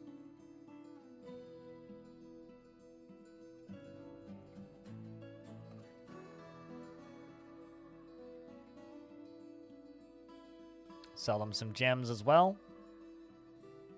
That should be good. Early summer, these are humans we're trading with anyway, so they can actually technically use this stuff. Should fire up DF again. You were playing ASCII, but you forgot how nice this tile set is. I mean, the ASCII stuff's cool as heck, too. I mean, look at this. Beautiful.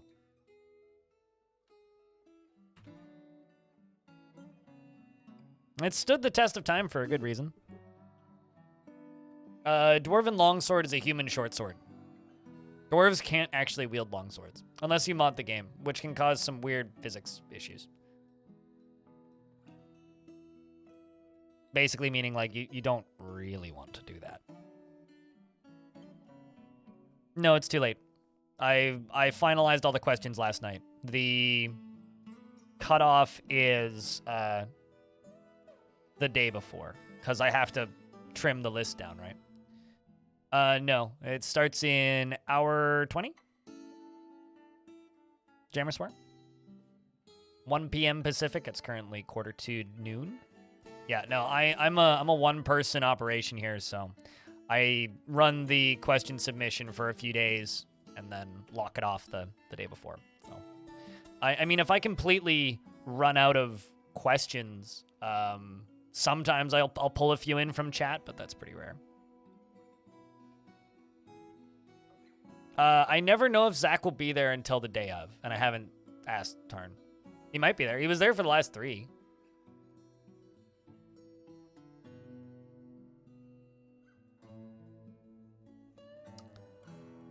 Child beat up Jerry Gord. Jerry Gord, you got beat up by a child.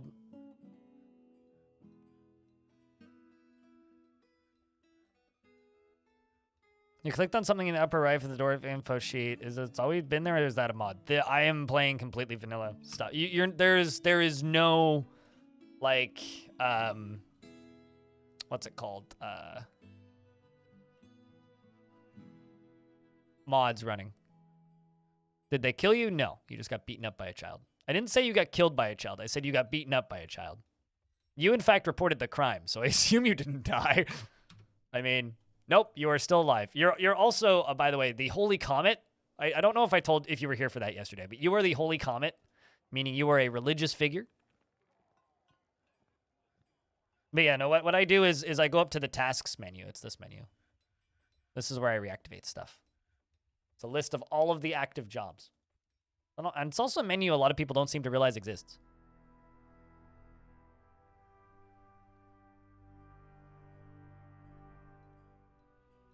So not really.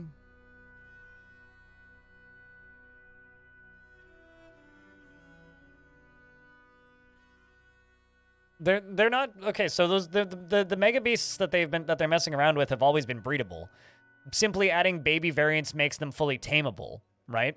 So if you had a male dragon and a female dragon previously, you could hatch new dragons and make more dragons and train them, but you weren't able to tame them because they were never born as baby dragons. And the only way to train things or to tame things purely in Dwarfort is to have the baby version. You well train the baby version, keep them well trained until they're an adult, and then their children will be tame, right? But because dragons and hydras and a bunch of other mega creatures didn't have baby variants when you'd breed them, you couldn't tame them. The only difference is now you can tame them. So I would assume so, that they wouldn't be hostile. I haven't done the science. Can I ask? It's not a super pressing question, but if it comes up, I'll ask. Am I hyped for adventure mode? I don't get hyped for things. Really? Like this is playing video games is my job. I wish people would stop asking me about adventure mode. I'm hyped for adventure mode to come out so that people will stop asking me when adventure mode will be out. But then, you know, after adventure mode's out, they'll just be asking when Myths and Magic is. Although people ask me when Myths and Magic is already, and they ask me if I'm hyped for it, and the answer is no, not really. And for adventure mode, I would like adventure mode to be out.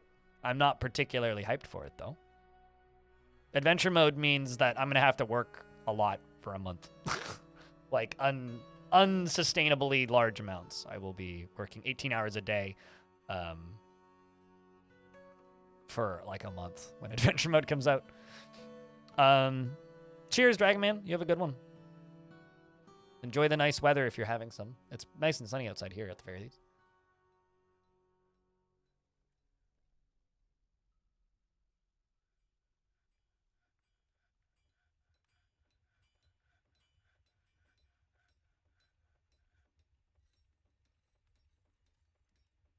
Well, I mean, it means I'm gonna be making a lot of tutorials and whatnot.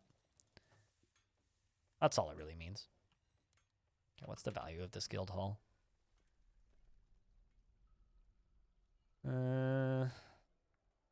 Well, it is completed. We do have the base guild hall, but I'd like to get the value up a little higher, so let's put another statue there.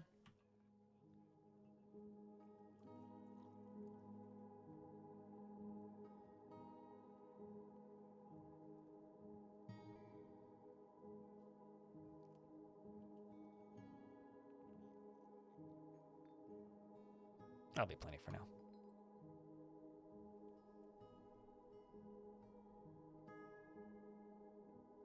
Yeah. No, then we're in agreement. Then, yeah, no. I mean, it just means a lot of work for me, really. Like, I know that it's maybe not the most exciting answer to have when it's just like, well, I mean, it means I have to work a lot, but it's kind of the truth, right? Like, that's really what big patches for games mean for me. Is it just means I have to work a lot. But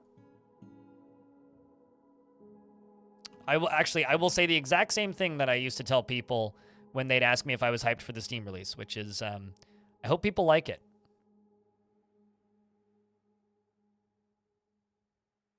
I hope people like adventure mode. That's what I hope for.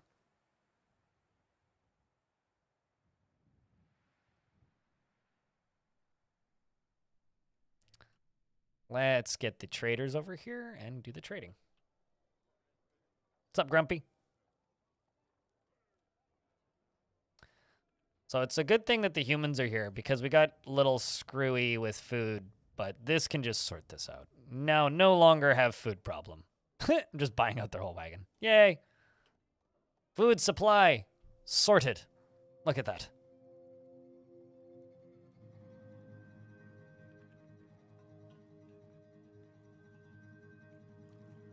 Yeah, no, totally. I tend to agree with that, and like, I won't be ready for the adventure mode release until we have like an update for it.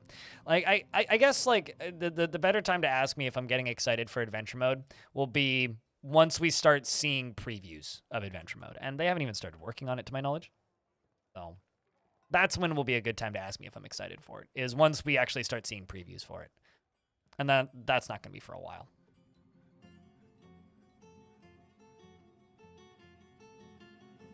Yeah, well, we actually have stuff to brew now.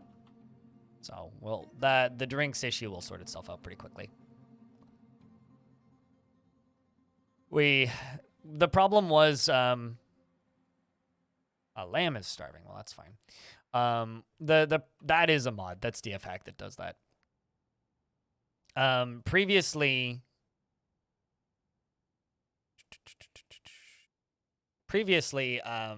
we had a pretty long siege that took a while to deal with, and I didn't have my farms in the burrow, which was kind of an oopsie. I know the doctor's gonna start raving mad. Oh, did I not complete that artifact? I thought that finished. Crap. Welp, just failed an artifact. But I was too busy with the Farmers Guild Hall, I guess.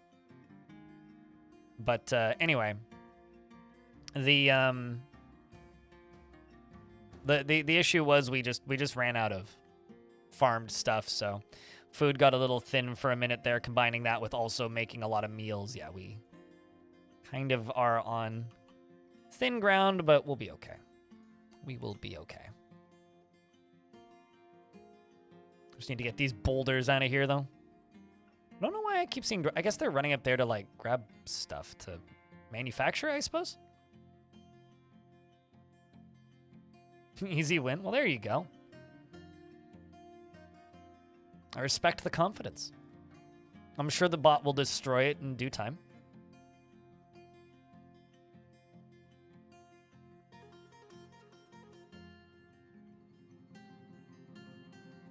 It's like, it's wonderful that you still have such confidence in your ability to win.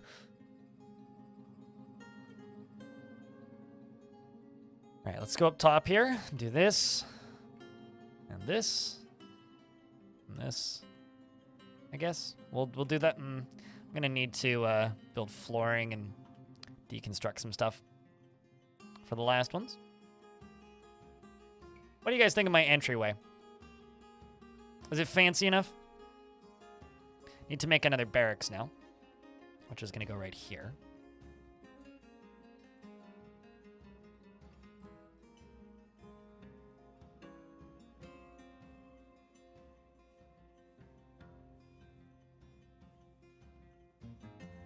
Very grand, as it should be. I also need to make a better dormitory. That's my current dormitory, which is suboptimal, shall we say. So what I think I'm going to do is I'm going to go... maybe like right here even.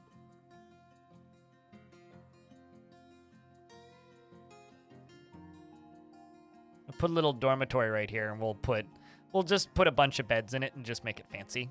And we'll eventually connect it to the tavern once we have enough beds. I don't generally end up making super nice main entry halls because I usually just end up getting distracted. But combine that with the lava toilet, I think it'll be a lovely setup, frankly. Good lord, I've got so much silver. I guess we could also start making silver statues.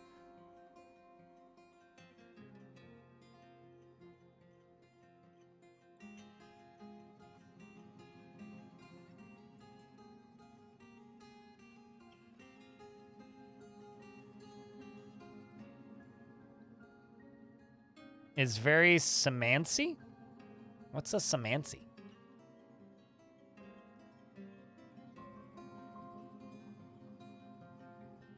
I'm just curious about how long it's going to take to get all those boulders out of there.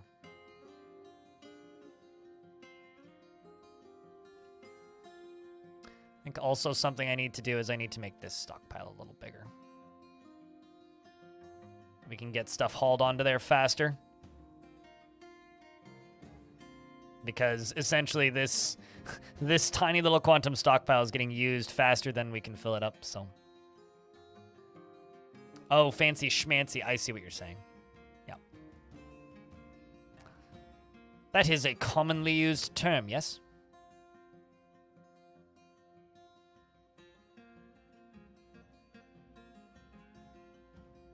Best part is we are actively brewing drinks right now. Okay, I want to see what this is. It's a statue of Snoosnud. Oh, hey, it's the person we killed. The item is an exceptionally, not exponentially, an exceptionally designed image of Snoosnud, the Cyclops, and Cole, the dwarf. Cole is striking down Snoosnud. The artwork relates to the killing of the dwarf or the killing of the Cyclops Snoosnud by the dwarf Cole with a silver warhammer and Heatstone in the mid-spring of 284 during the rampage of the Cyclops Snoosnud, the luster of culmination. Well, thank you for saying thank you. Thanks for swinging by and saying hello as well. Appreciate you. I wouldn't get to make cool tutorials on YouTube if people didn't watch these streams, so. Because I would have had to go get a real job and then probably wouldn't have had the time to, you know, like, prep. But thank you. And thanks for taking the time to watch.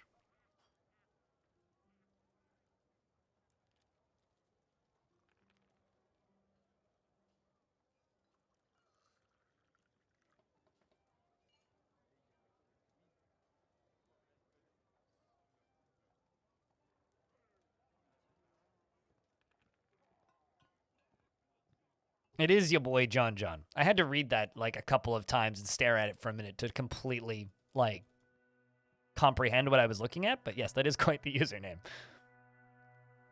And also, Snoosnud is also quite the name. Something out of a Dr. Seuss book? Kind of. Okay, actually, can we get a Grimdark Dr. Seuss mod for Dwarf Fort? Thanks. Could you imagine you just break into the caverns and it's like the fucking Cat in the Hat's down there? That'd be fantastic. Better or like some Alice in Wonderland Dr. Seuss crossover? That would be majestic. I'd be super down for that.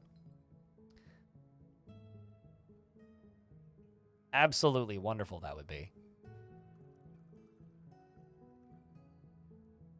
All right, let's go in here and go statue, statue, statue, statue, statue, statue, statue, statue, statue, statue. So they get to be near tastefully arranged statues and hopefully don't hate their time in here.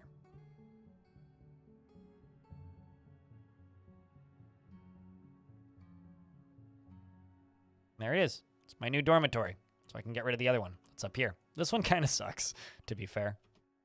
And this lever needs to be moved. So that lever is connected to the front door.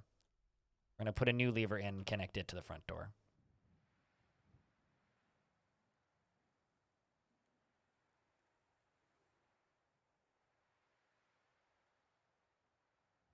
I'm going to go up here.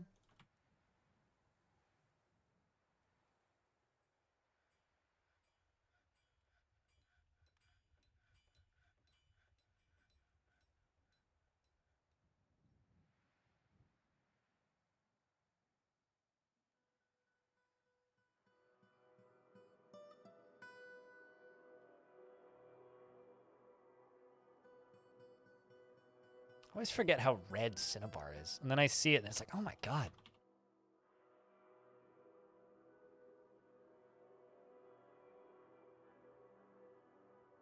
Men out from under them while sleeping. I mean, they're being moved, okay? We're giving them a better place.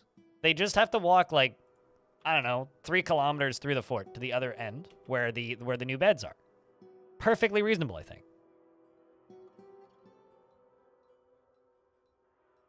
I mean, I'm pretty sure my mom did that to me multiple times while growing up, so I'm sure it's totally fine for us to do that to dwarves, right?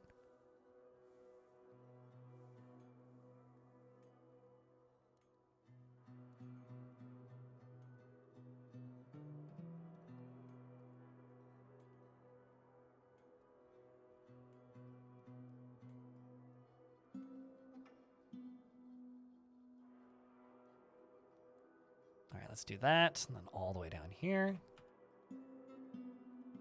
And then I've got 4 lying around, so... Oops, kind of did that in a bad pattern, but that's okay. I can fix this.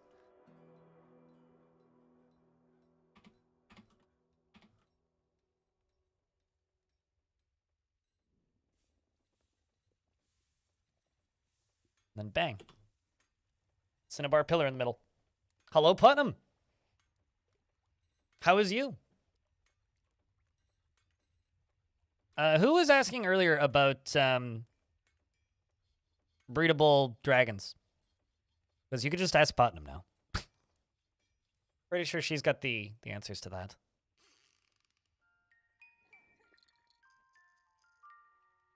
Boy.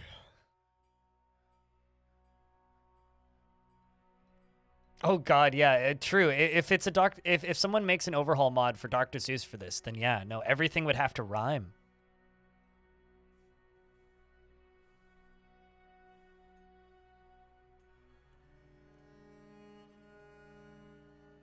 Now, someone was asking if dragons will still kill them.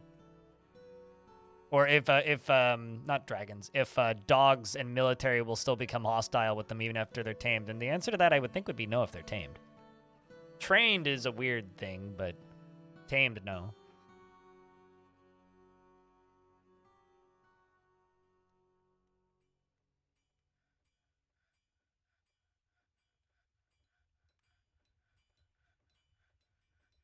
Yes, Montecore. I agree. Okay.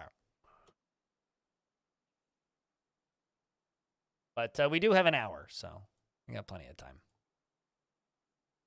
which means I have about 45 minutes before I just need to set up. Oh, would you look at that? Ask the presser has given birth to a boy.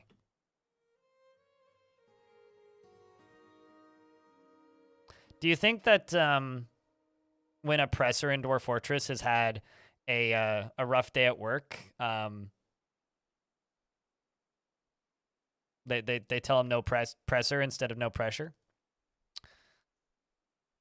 I'm gonna place this down here. More marble. I'm gonna link this to this bridge. And then we're gonna get rid of this thing in the middle of the way. Time to try compiling the game on Linux with the raw overhaul to see if it actually improved things or if it didn't, all for naught. Well, I'm sure you will be fine. But the Cyclops, Yer Remisia Imipi Ifili has come.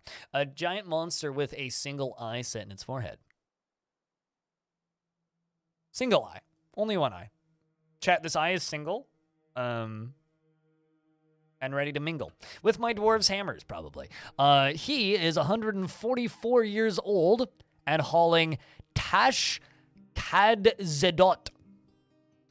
Tashkadzedot, for all those of you wondering, is an iron warhammer. All craftsmanship is of the highest quality. It is encircled with bands of single-cut clear tourmalines and mountain goat bone and moose hoof. On the item is an image of the rising of the sun and other topics, an emerald-bound codex in sunstone.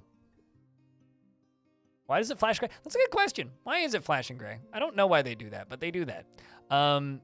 This Cyclops has a kid named Uthra. He is inattentive to detail in his own work and tends to form only tenuous emotional bonds with others. Probably why it doesn't have a noted spouse. Just a child who's named Diamond Cobalt the something of Flax. And under kills, he's killed 44 things. 44 notable kills. Or no, just 44 kills. Never mind, not even notable. Just 44 kills. A lot of dwarves. A couple of humans. Wow. All right, well, in that case, we are going to tell the dwarves to go hit it with hammers. Or whips, or whatever they happen to have grabbed.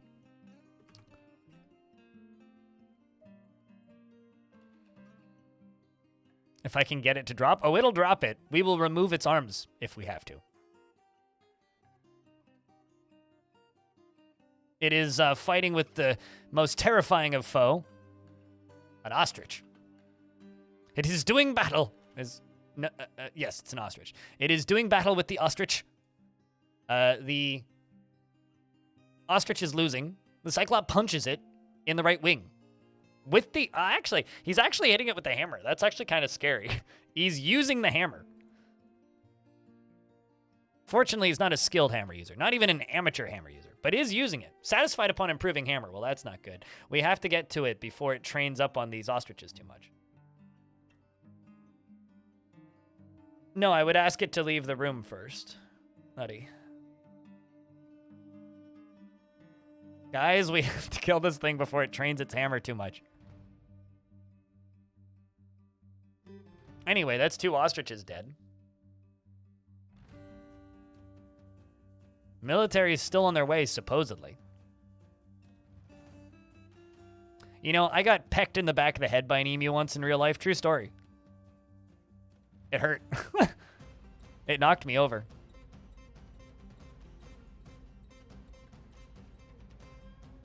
Okay, now I'm tempted to just set it on fire. Oh, nope, never mind. The dwarf's caught up. Aerith, the Hammerlord, has caught up with the creature. Master hammer user. So Aerith here, bashes... Oh, that's a goblin. Hammerlord bashes the Cyclops in the head with the Silver Warhammer, bruising the skull. Yeah, it seems to have just, like, jumped down from the upper layers and is just, like, hitting it in the head. Literally, he's just hitting it repeatedly in the head.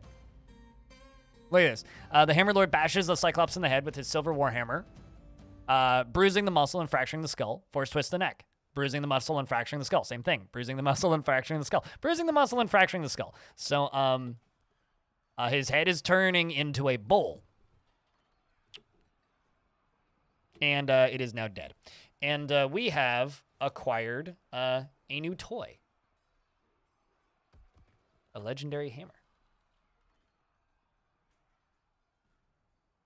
Umi just earned a shiny new hammer? No, it's abjectly worse than the one they're currently using. So they can just keep using the current one. I mean, silver is a better material for hammers than iron, after all. Well, however, that craftsmanship hammer will be probably placed on a pedestal somewhere. Yeah, if I didn't have silver, totally, I would give it to him. It's definitely gonna like get used. Chat, you guys want to see my automated trash dispenser? We have an automated trash dispenser. I'm quite proud of it. I'm sure a dwarf's coming to collect this body right now. Certainly.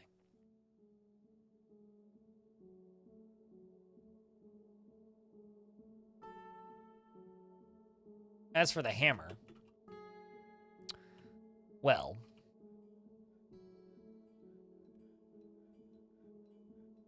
I do need a Stoneworkers Guild, which honestly, I think the appropriate place to put the Stoneworkers Guild would be down here, because this is where all my stoneworkers are. So obviously they would sit down here and just gaze upon their glorious crafts dwarves working on cutting the glorious stones into pieces. Maybe we could have like stairs down into there from up here or something. That could actually be nice. Let's do a stairwell right there down into the Stoneworkers Guild. I'm thinking we put a pedestal in here, and on the pedestal goes that hammer.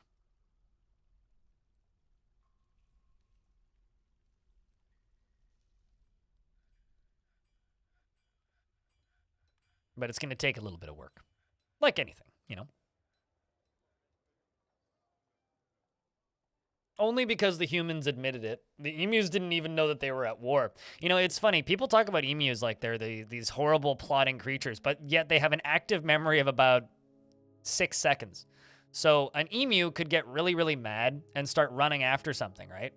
And not actually realize why they're mad or why they're chasing the thing anymore after they've been chasing it for a handful of seconds. So it's angry and it's chasing a thing. And then it forgets why it's angry and why it's chasing the thing. So all it knows is that it's angry and it's chasing a thing, so it will keep chasing the thing. Actually, like, looking into the intelligence of emus and large birds like that is very amusing. It's like a chicken has an active memory of it's like 4 seconds or something. It's just like a hamster has an active memory of it's like 3.5 seconds, meaning like a hamster could see you, you could pet it, it could snuggle with you, and then it would look up at you and go, "Oh God, who are you?" In like that short of a time period, because they're not. No, I'm talking in real life, like actual emus. Emus have an active memory of a handful of seconds. Like, they are not smart. Like, there are birds that are smart. Emus are not one of those. Emus are extremely bird-brained. And I mean that by the actual definition of bird-brained. Their brains are very small.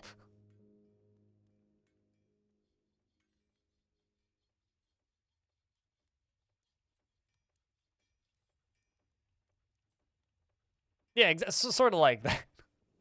You look away for a couple seconds and they're just like, I forgot what I was doing.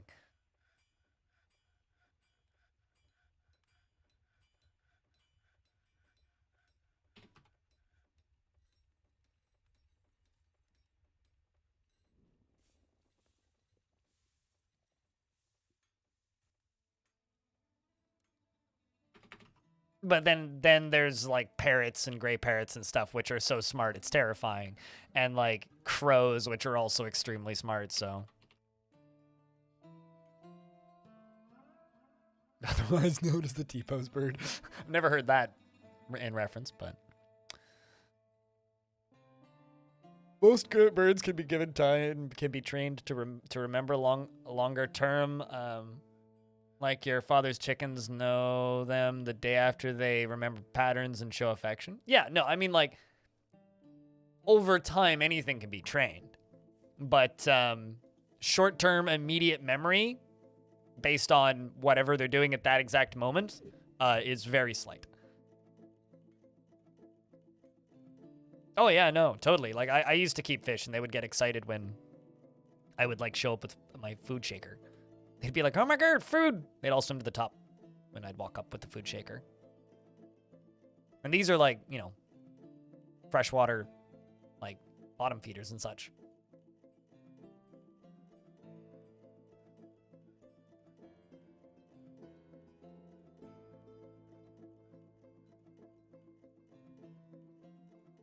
Okay, so we're going to put this Stoneworker Guild down here. It was Northbridge series, and you made a bridge across your ocean, but the sea never froze to ice. So is there a way to build in the ocean still? Can I build structures on floors and detach it? Well, you can't make it float if that's what you mean by detach it. Well, I mean, I'm gonna be a mean long-term player here and be like, yeah, easy, just dump lava on it. Would be the best way to do it. Easy, just pour lava on it. But if you don't have easy access to lava, if it's 1 or 2 Z levels deep, you could like start building pumps and then build down in. I can't remember which one of Krug Smash's series it was, but Krugs did a series ages ago, where I think he was hunting whales. This was like, you know, multiple years ago now. But he basically built a big square and then had pumps pumping outwards. Very similar to what I did in my Anger Forest playthrough. My nose is itchy. Very similar to what I did in my Anger Forest playthrough to dam the river when I couldn't dig.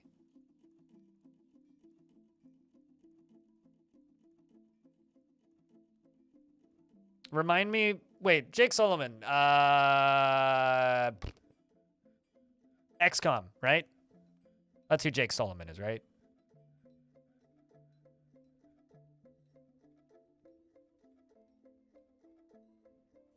So wait, what kind of simulator though?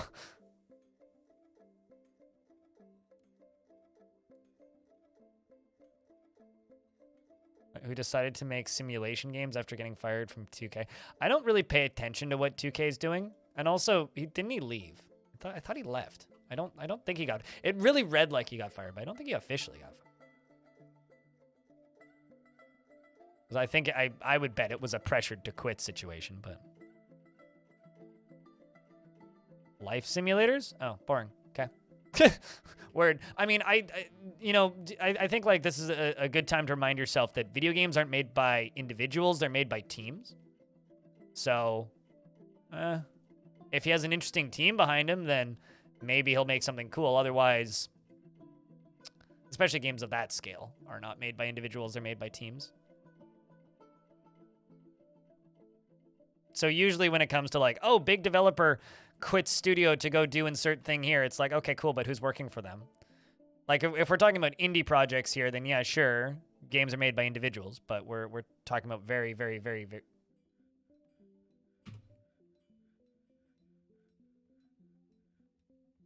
Are you locked? Did you get yourself stuck somewhere, Einod?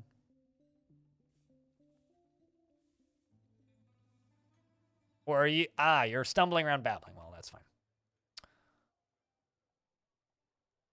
Okay, so Stoneworker Hall. Set this as the Stoneworker Hall.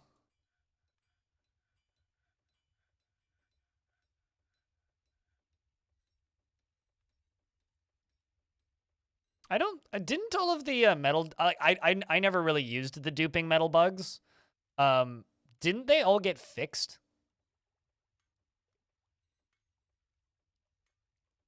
I thought that stuff got, like, or a bunch of them did. Maybe not all of them, but you can't stop abusing it? Then abuse it. You could also just, like, you know, go into DF hack and spawn stuff into existence if you want. I think some of them got fixed then, because I remember somebody saying that one of them didn't work anymore. Maybe it was spikes or balls. Anyway. Yeah, no, I mean, it's a design oversight that's been in the game for a very long time. And it's only abusing a bug if it's a multiplayer game and or if it's damaging your gameplay. And if it's not damaging your gaming experience, then have fun. I don't care what you do in the video game. There you go. This guild hall's been satisfied. Raikalu, hello. I don't actually think mist generators are a bug, though. That's more just like a weird a weird artifact of how mist generators work.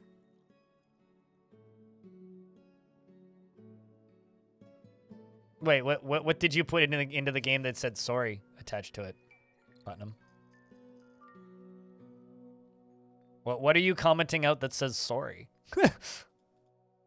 Also, you're not Canadian. You're not allowed to do that. Speaking of favorite content, banger time.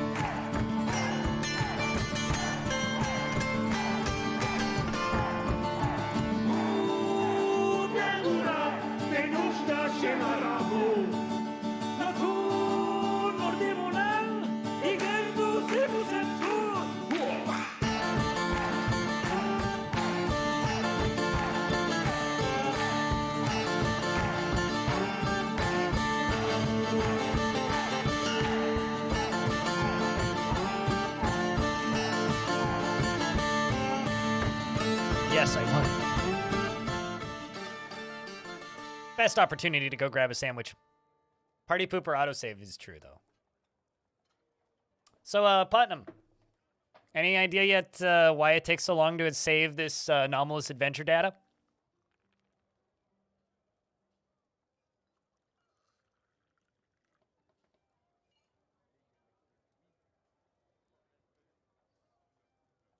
Nope. Okay. Good to know. This is a different world from the previous time it was happening. Why haven't you given mods a try? Because I've modded this game many times.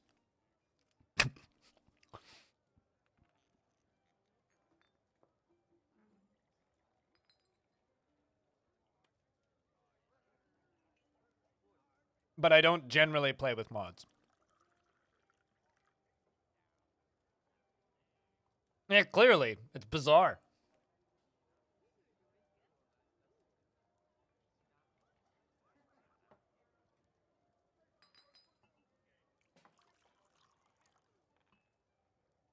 No, they're not.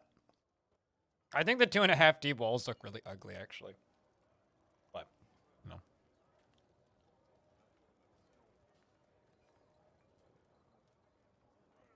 Absolutely, Nora. No, totally.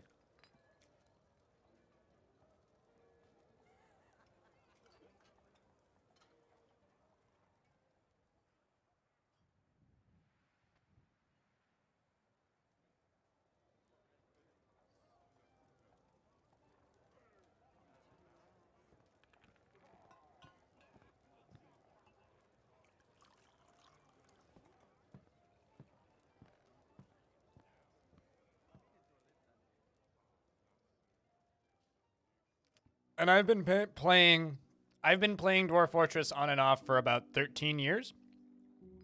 There's been plenty of points in that time where I've had plenty of mods installed, and then there will be years at a time where I won't.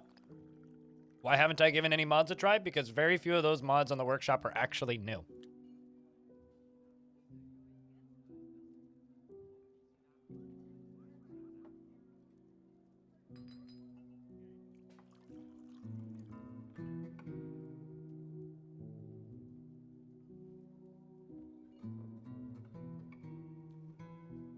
No, totally. Like Putnam says, and all of the mods that I do like, that I like playing, are usually like novelty mods.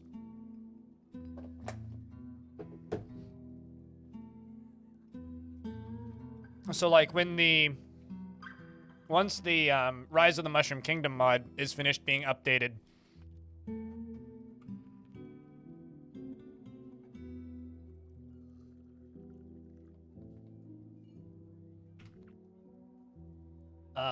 friends asking me about multi-day camping trips. So like once the Rise of the Mushroom Kingdom mod gets updated and has a tile set, I'll play it.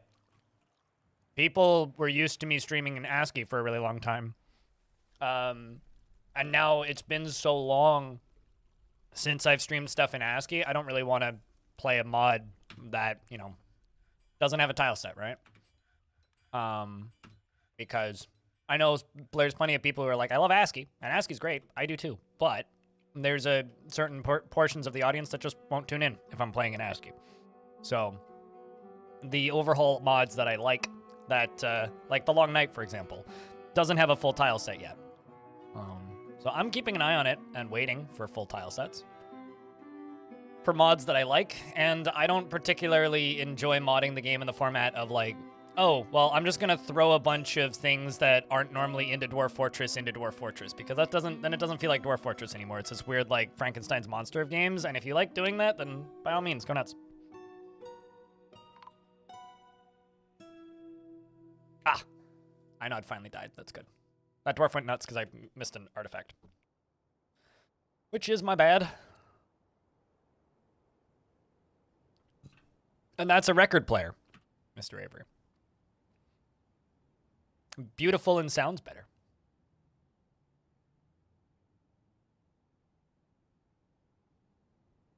Yeah, that's fair. That close. So, it's silly to ask why I'm not playing with mods. Jerry Gord, thank you very much for gifting 3 months of subscription to Putnam.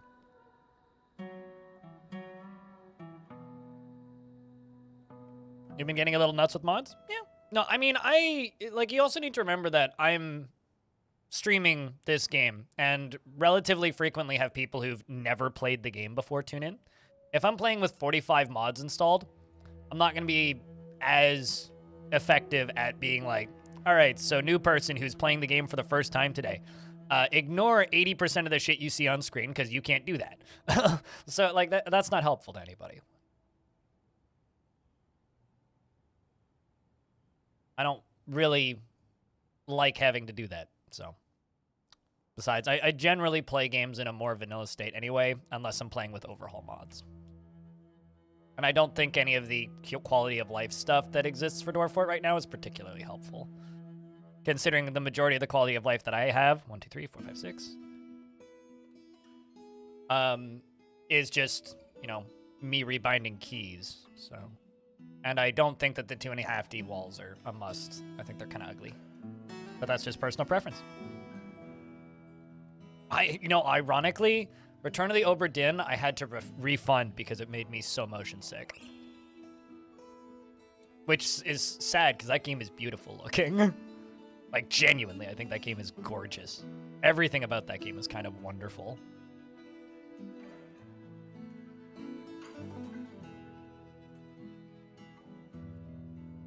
Okay, so this is going to be that. Whoops. That and that. We're going to remove them from this side. This game was released the year you were born? 2006? Wow. It's like, ow, I feel old. Kinda. Kinda, actually.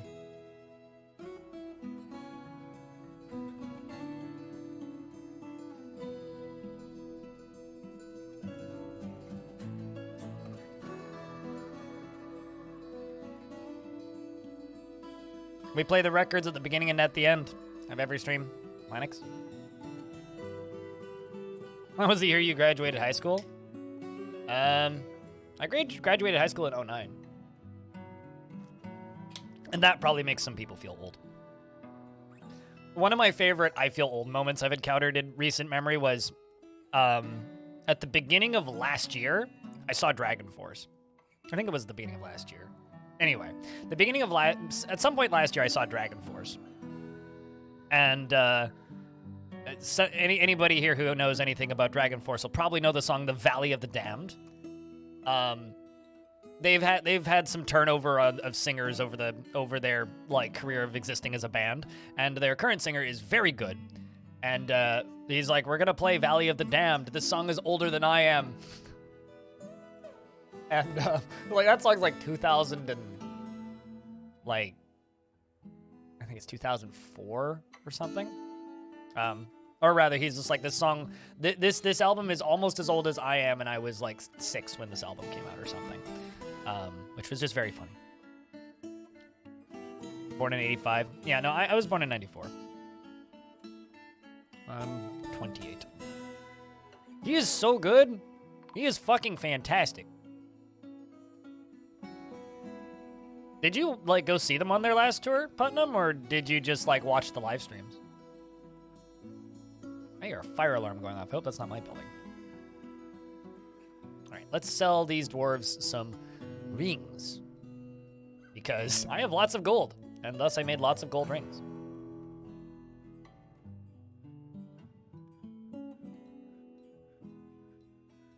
I'm younger than your children? Oh, boy.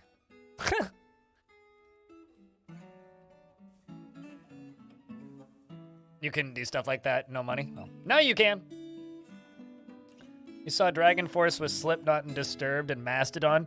You know, now you say that like fast enough in a sentence and people might think that you're jumping social media platforms in the current year. I saw DF with Twitter and Slipknot and Facebook and Disturbed and on Mastodon in '07. What? Also, whenever Mastodon trends on Twitter, I get sad because it doesn't mean that there's a new Mastodon album. Although I might be ditching hot potato management for a few hours on Saturday. Actually, no, I'm not. I am ditching hot potato management for a few hours on Saturday.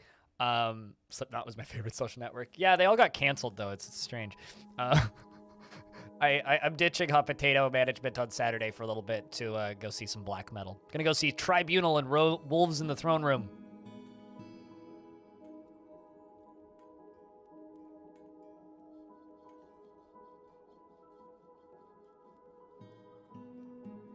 Which will be pretty fun, I think.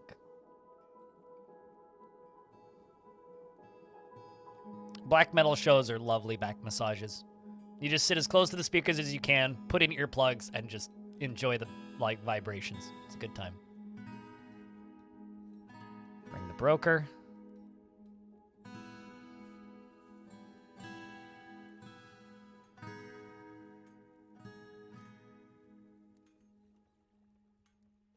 Well, they're actually more black gaze than black metal, but because they generally play songs in major scales instead of minor scales.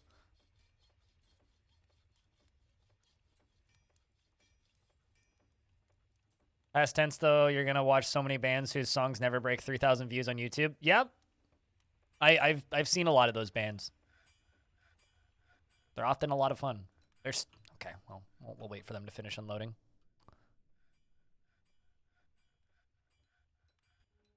I love how I accidentally made all of these into ramps instead of flooring. You know, is there any actual reason to build flooring instead of just building ramps everywhere?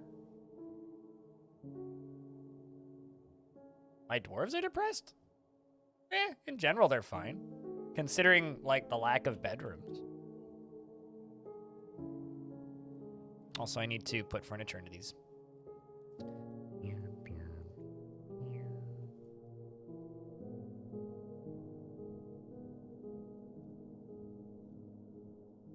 Well, I mean, there's at least one that's stumbling obliviously because I was talking to chat and missed a strange mood.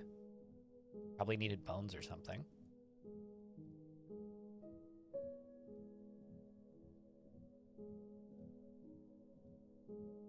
How so? Salty?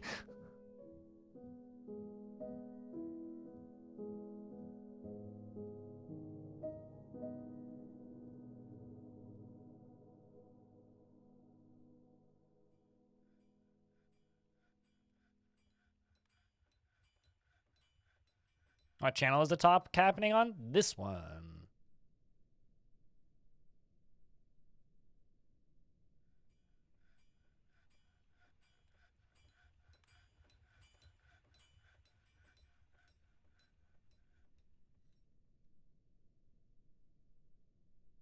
Speaking of dwarves, Windrose is on tour. I'm not going to go see them. MMO Junkie meets with the Baron Consort Edom of Scortropes, a.k.a. our Outpost Liaison, and they say, I'm your liaison. There's much information to share. We say thank you.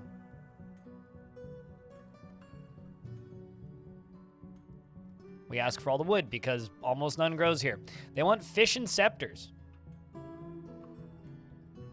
Okay. For some reason. I might just buy their whole... Yeah, I'm literally just going to buy everything from them. Take all of these rings! Oppressor withdraws from society. I have this problem of, like, never having enough bedrooms. I mean, I just made a much bigger dormitory so that we don't run into as many problems with dwarves sleeping outside. This dwarf wants to practice a martial art. I don't think I've ever seen a dwarf depressed because they haven't practiced a martial art in too long. All right, fine. If you insist. Asmil will let you join the military. Also, for anybody who's wondering how long, T-minus 30 minutes.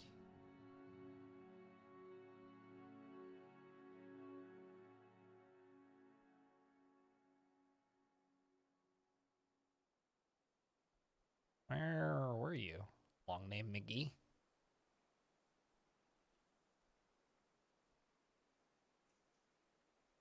There you are.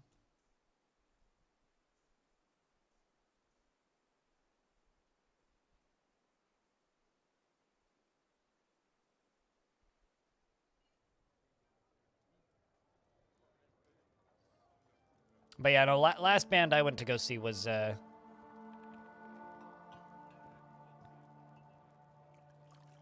pretty black metal heavy, so it's been kind of a black metal year so far. Blackwater Holy Light was the last band I saw. It kind of like bounced between shoegaze, doom, and black metal, but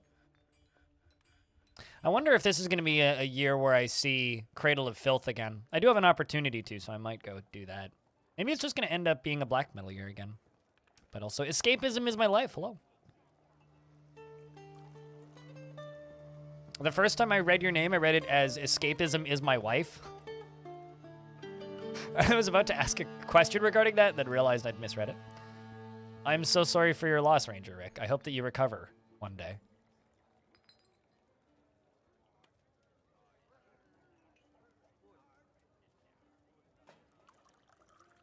You went to a Pink Floyd cover band? Yeah, I'll bet you they'd be pretty good. There's a Queen cover band that a friend of mine wants to go see coming by soon that I don't really want to go see. I'll be honest. Like, I like Queen. Queen's great, but I'm gonna go see a Queen cover band. Not really, turns out. Turns out, not really.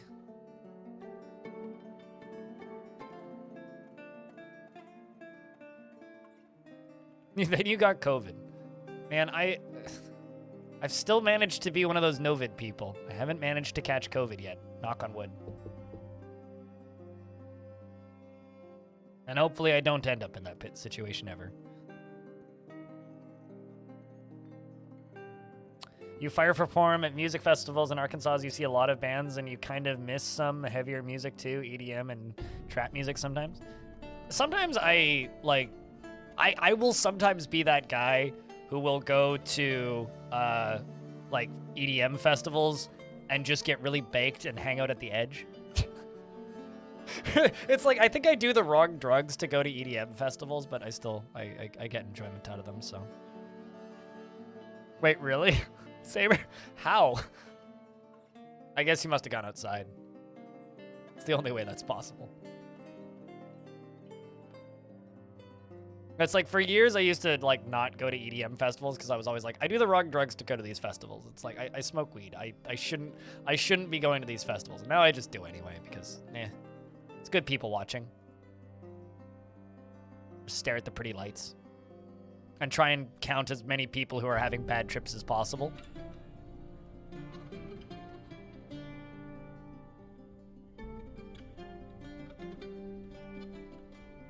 I'm firmly in the if it grows in the ground, I'll do it at least once. Neo Noah? Ah. Well. Seems like Inod needs a tomb. My automated, what's it called? Body dispenser does not dispose of dwarves' bodies. So does Inod have a tomb yet? Or are you just waiting to be transported?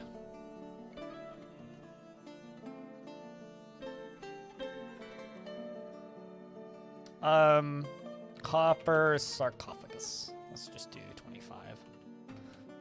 But this is my main format of defense, and it's finally getting the opportunity to fill up. Look at that. Ain't that pretty? Hell yeah, Calnus. If you want to know who did it, if you go to your Twitch notifications, it should tell you.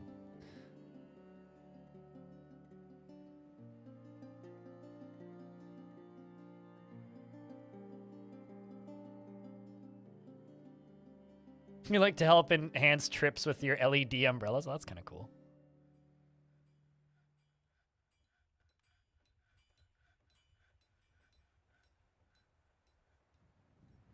You're not against safer hallucinogens that you just never bothered? Hallucinogens are better with friends, I find. Well, actually, to steal a line that I heard someone else say once, if you're doing drugs alone, that's just sadness. Doing drugs with friends is therapy. So...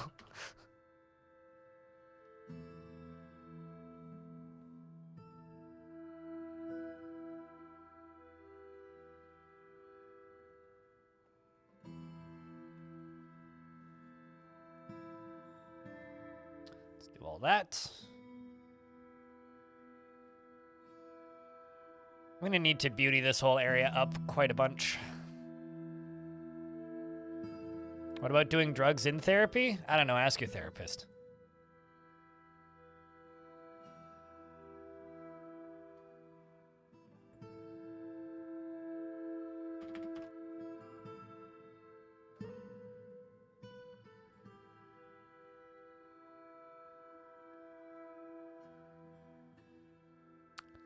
Of goblin metal merchants visited? Are we talking about in video game, or are we talking about in real life? Because I've never seen Necrogoblicon, if that's what you're asking. Unfortunately, I would really like to. That being said, I don't generally let visitors into my forts because I don't like were creatures randomly showing up, particularly. So unless I've disabled were creatures at like a visitor or at a world gen level, I don't generally have random groups of things showing up, but sometimes I see the names of that. Oh, are you just asking about Goblinite? Duh. If you're asking about Goblinite, we haven't had any big sieges today, no. So yesterday, we had like one of like 6 goblins and a bunch of child snatchers.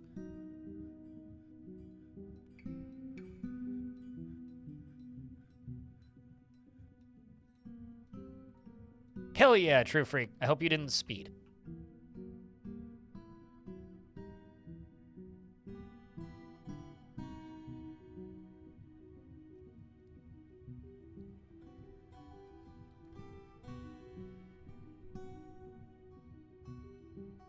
I'm actually just going to remove...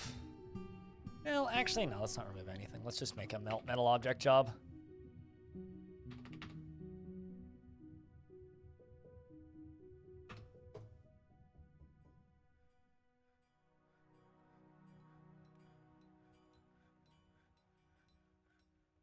But yeah, in about, I don't know, 10 minutes here, I have to start prepping. That's interesting, though. Lava destroying floor engravings.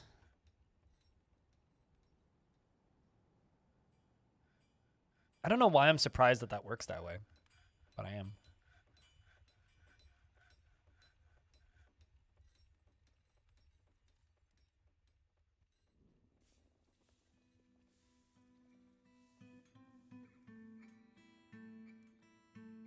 You know too much about physics and chaos to speed?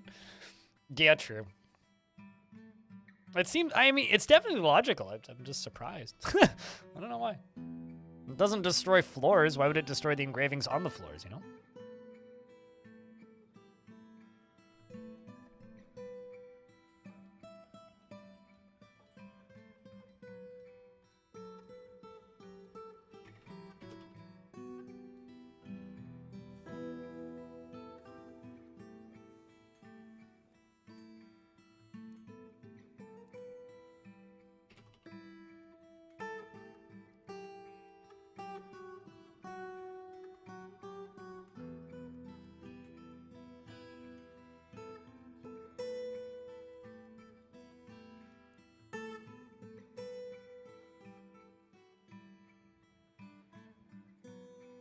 Ooh, maybe science needs to be done, Celeste. Maybe I need to put like an iron tile down somewhere and engrave that. I'll just put a single iron bar on the ground there, and we'll find out. Although, probably not today, unless something crazy happens in the next little bit.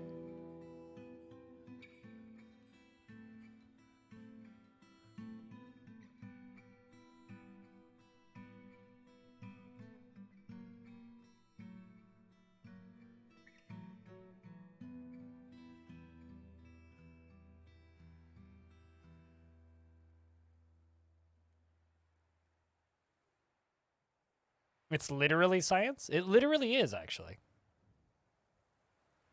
Is lava making your engravings lava safe enough to protect them from lava?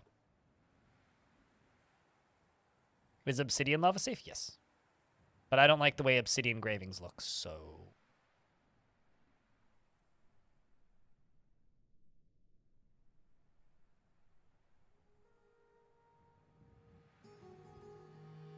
Or we can just ask Tarn today. You know, oddly enough, with a lot of like these interaction mechanics, Tarn's response is usually, I don't remember.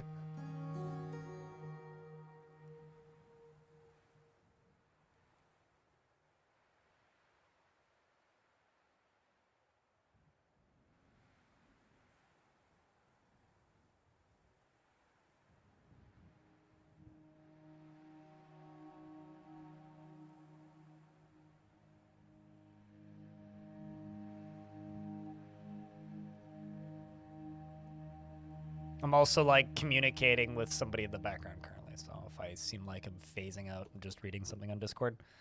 All right, we are digging out more bedrooms. I probably had a temple or something I needed to make, but also just haven't. Let's go see what the new squad thinks of their... What, why? Why aren't you training where I want you to be training?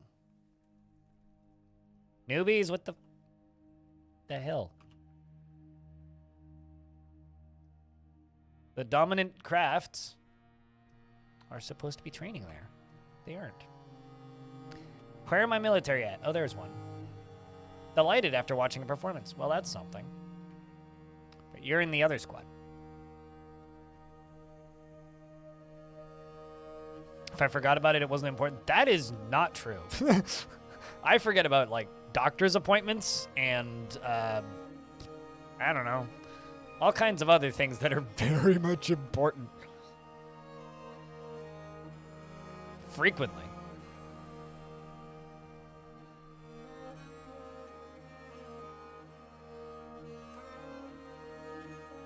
How do I want to do this? Guess I'll just place that there, and a ramp there, and a ramp there. But I'll just deconstruct them and put floors.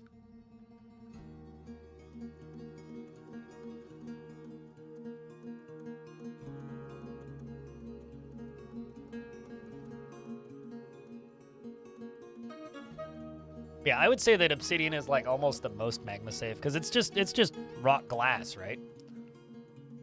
But you know, not a bad bit of progress at the very least. I mean, look at this. Look at this lovely, lovely walkway that's been all finished up today. Quite happy with the entryway too. I can also maybe move this trade depot from down there up to here or something. Actually, that could be really nice. Why don't we do that real quick? Let's knock out 2 of these statues. These 2. I'm gonna cut out this little wall here. Do a little trader space. A little safe space for traders. And also knock out that ugly wall and give them a view down into the walkway here so they can see the dwarves. I should become an architect? That would require intelligence, schooling, and, you know, other things. So instead of me becoming an architect, I will just simply watch Bammy Lee on YouTube. I apparently am out of cut gems. I find this really difficult to believe. But apparently we're out of cut gems, so...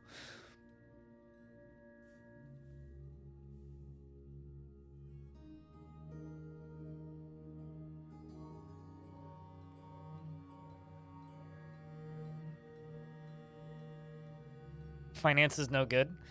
Yeah, architecture is like saying that you want to be an architect is kind of like saying I want to be a successful mathematician. It's like, great. Go study. Good luck.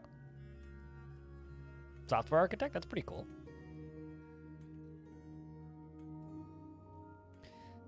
Although, there's definitely a world where, like, I could see myself getting into hobbyist architecture, but that's more just, like, buying a pencil and paper and, like, reading about building design. If I were to do any sort of architecture, I don't think I would do, like, building architecture. Like, if I could just, like, jump up and down and pick a dream career, not that this is really a dream career, but if I were to just jump up and down and pick a job to do, I would probably want to work in infrastructure and not architecture, because buildings are cool and interesting. But you know what's cooler than buildings and interesting, and even like more interesting than buildings to me, is getting from place to place. So I think infrastructure is much more interesting to me than like construction architecture. Like city design and that sort of thing. What if I put bloodroot logs at the entrance here? Go down around here.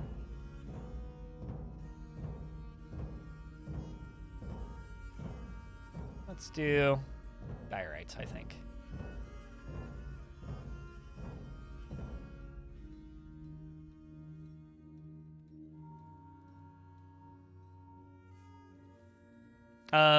No, because I'm not aspiring to be a real life Bond villain yet.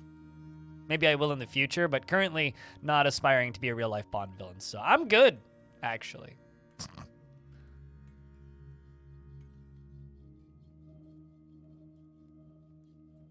For some reason, wealthy people have decided that like being real life Bond villains is cool. It's not.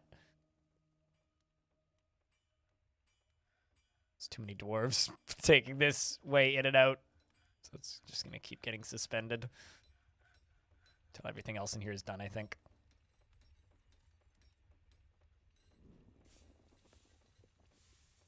Oh, absolutely. Which is the reason I would never do any of those career paths, actually. But I do enjoy reading about city infrastructure.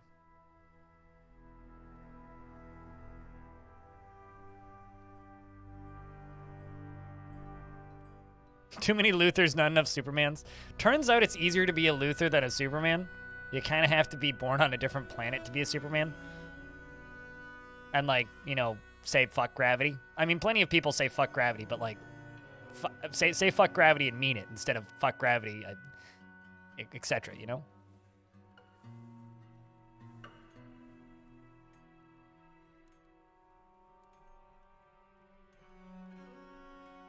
I would say every pilot every day says fuck gravity, as an example. You know, you said Clay Johnson. I read that as Cave Johnson.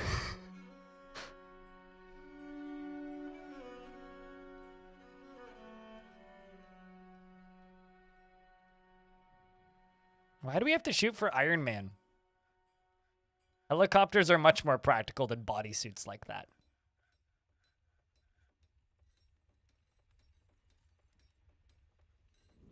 I gotta say that, like, Iron Man made those scenes with Elon Musk in them very strange these days. I don't know if anybody's watched the first few Iron Man movies recently, but there's a scene, I think it's in Iron Man 2, where he walks past Elon Musk and goes, "How's that car enterprise going?" And Elon literally says, "Oh, it's great. We're working on an electric jet."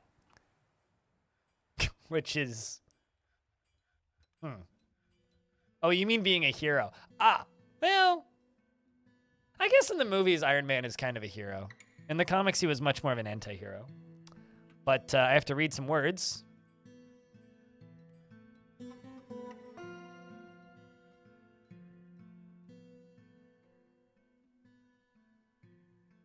I have to read some words. So, it's a good thing that this has been used because grammar, English, reluctant class warfare, does world do? Why, where Cheshire sauce here? Because it's inconvenient in fire there is charity, but ice fight remains cold in winter days. All caught up. All right, chat. You can say bye, YouTube, if you want, because it's time for me to go set up for an interview.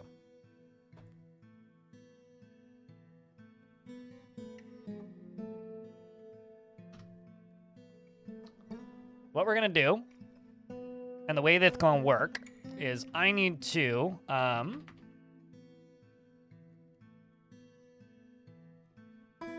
disable all of my notifications. And the kind of annoying thing is I actually have to go to a different web browser because apparently my current web browser doesn't actually like kind of annoying. Ah, that's me. My current web browser doesn't like authentication tokens, which is kind of funny. Which means it's kind of a pain in the dick actually to turn off my notifications real quick. Because it requires an Authy token.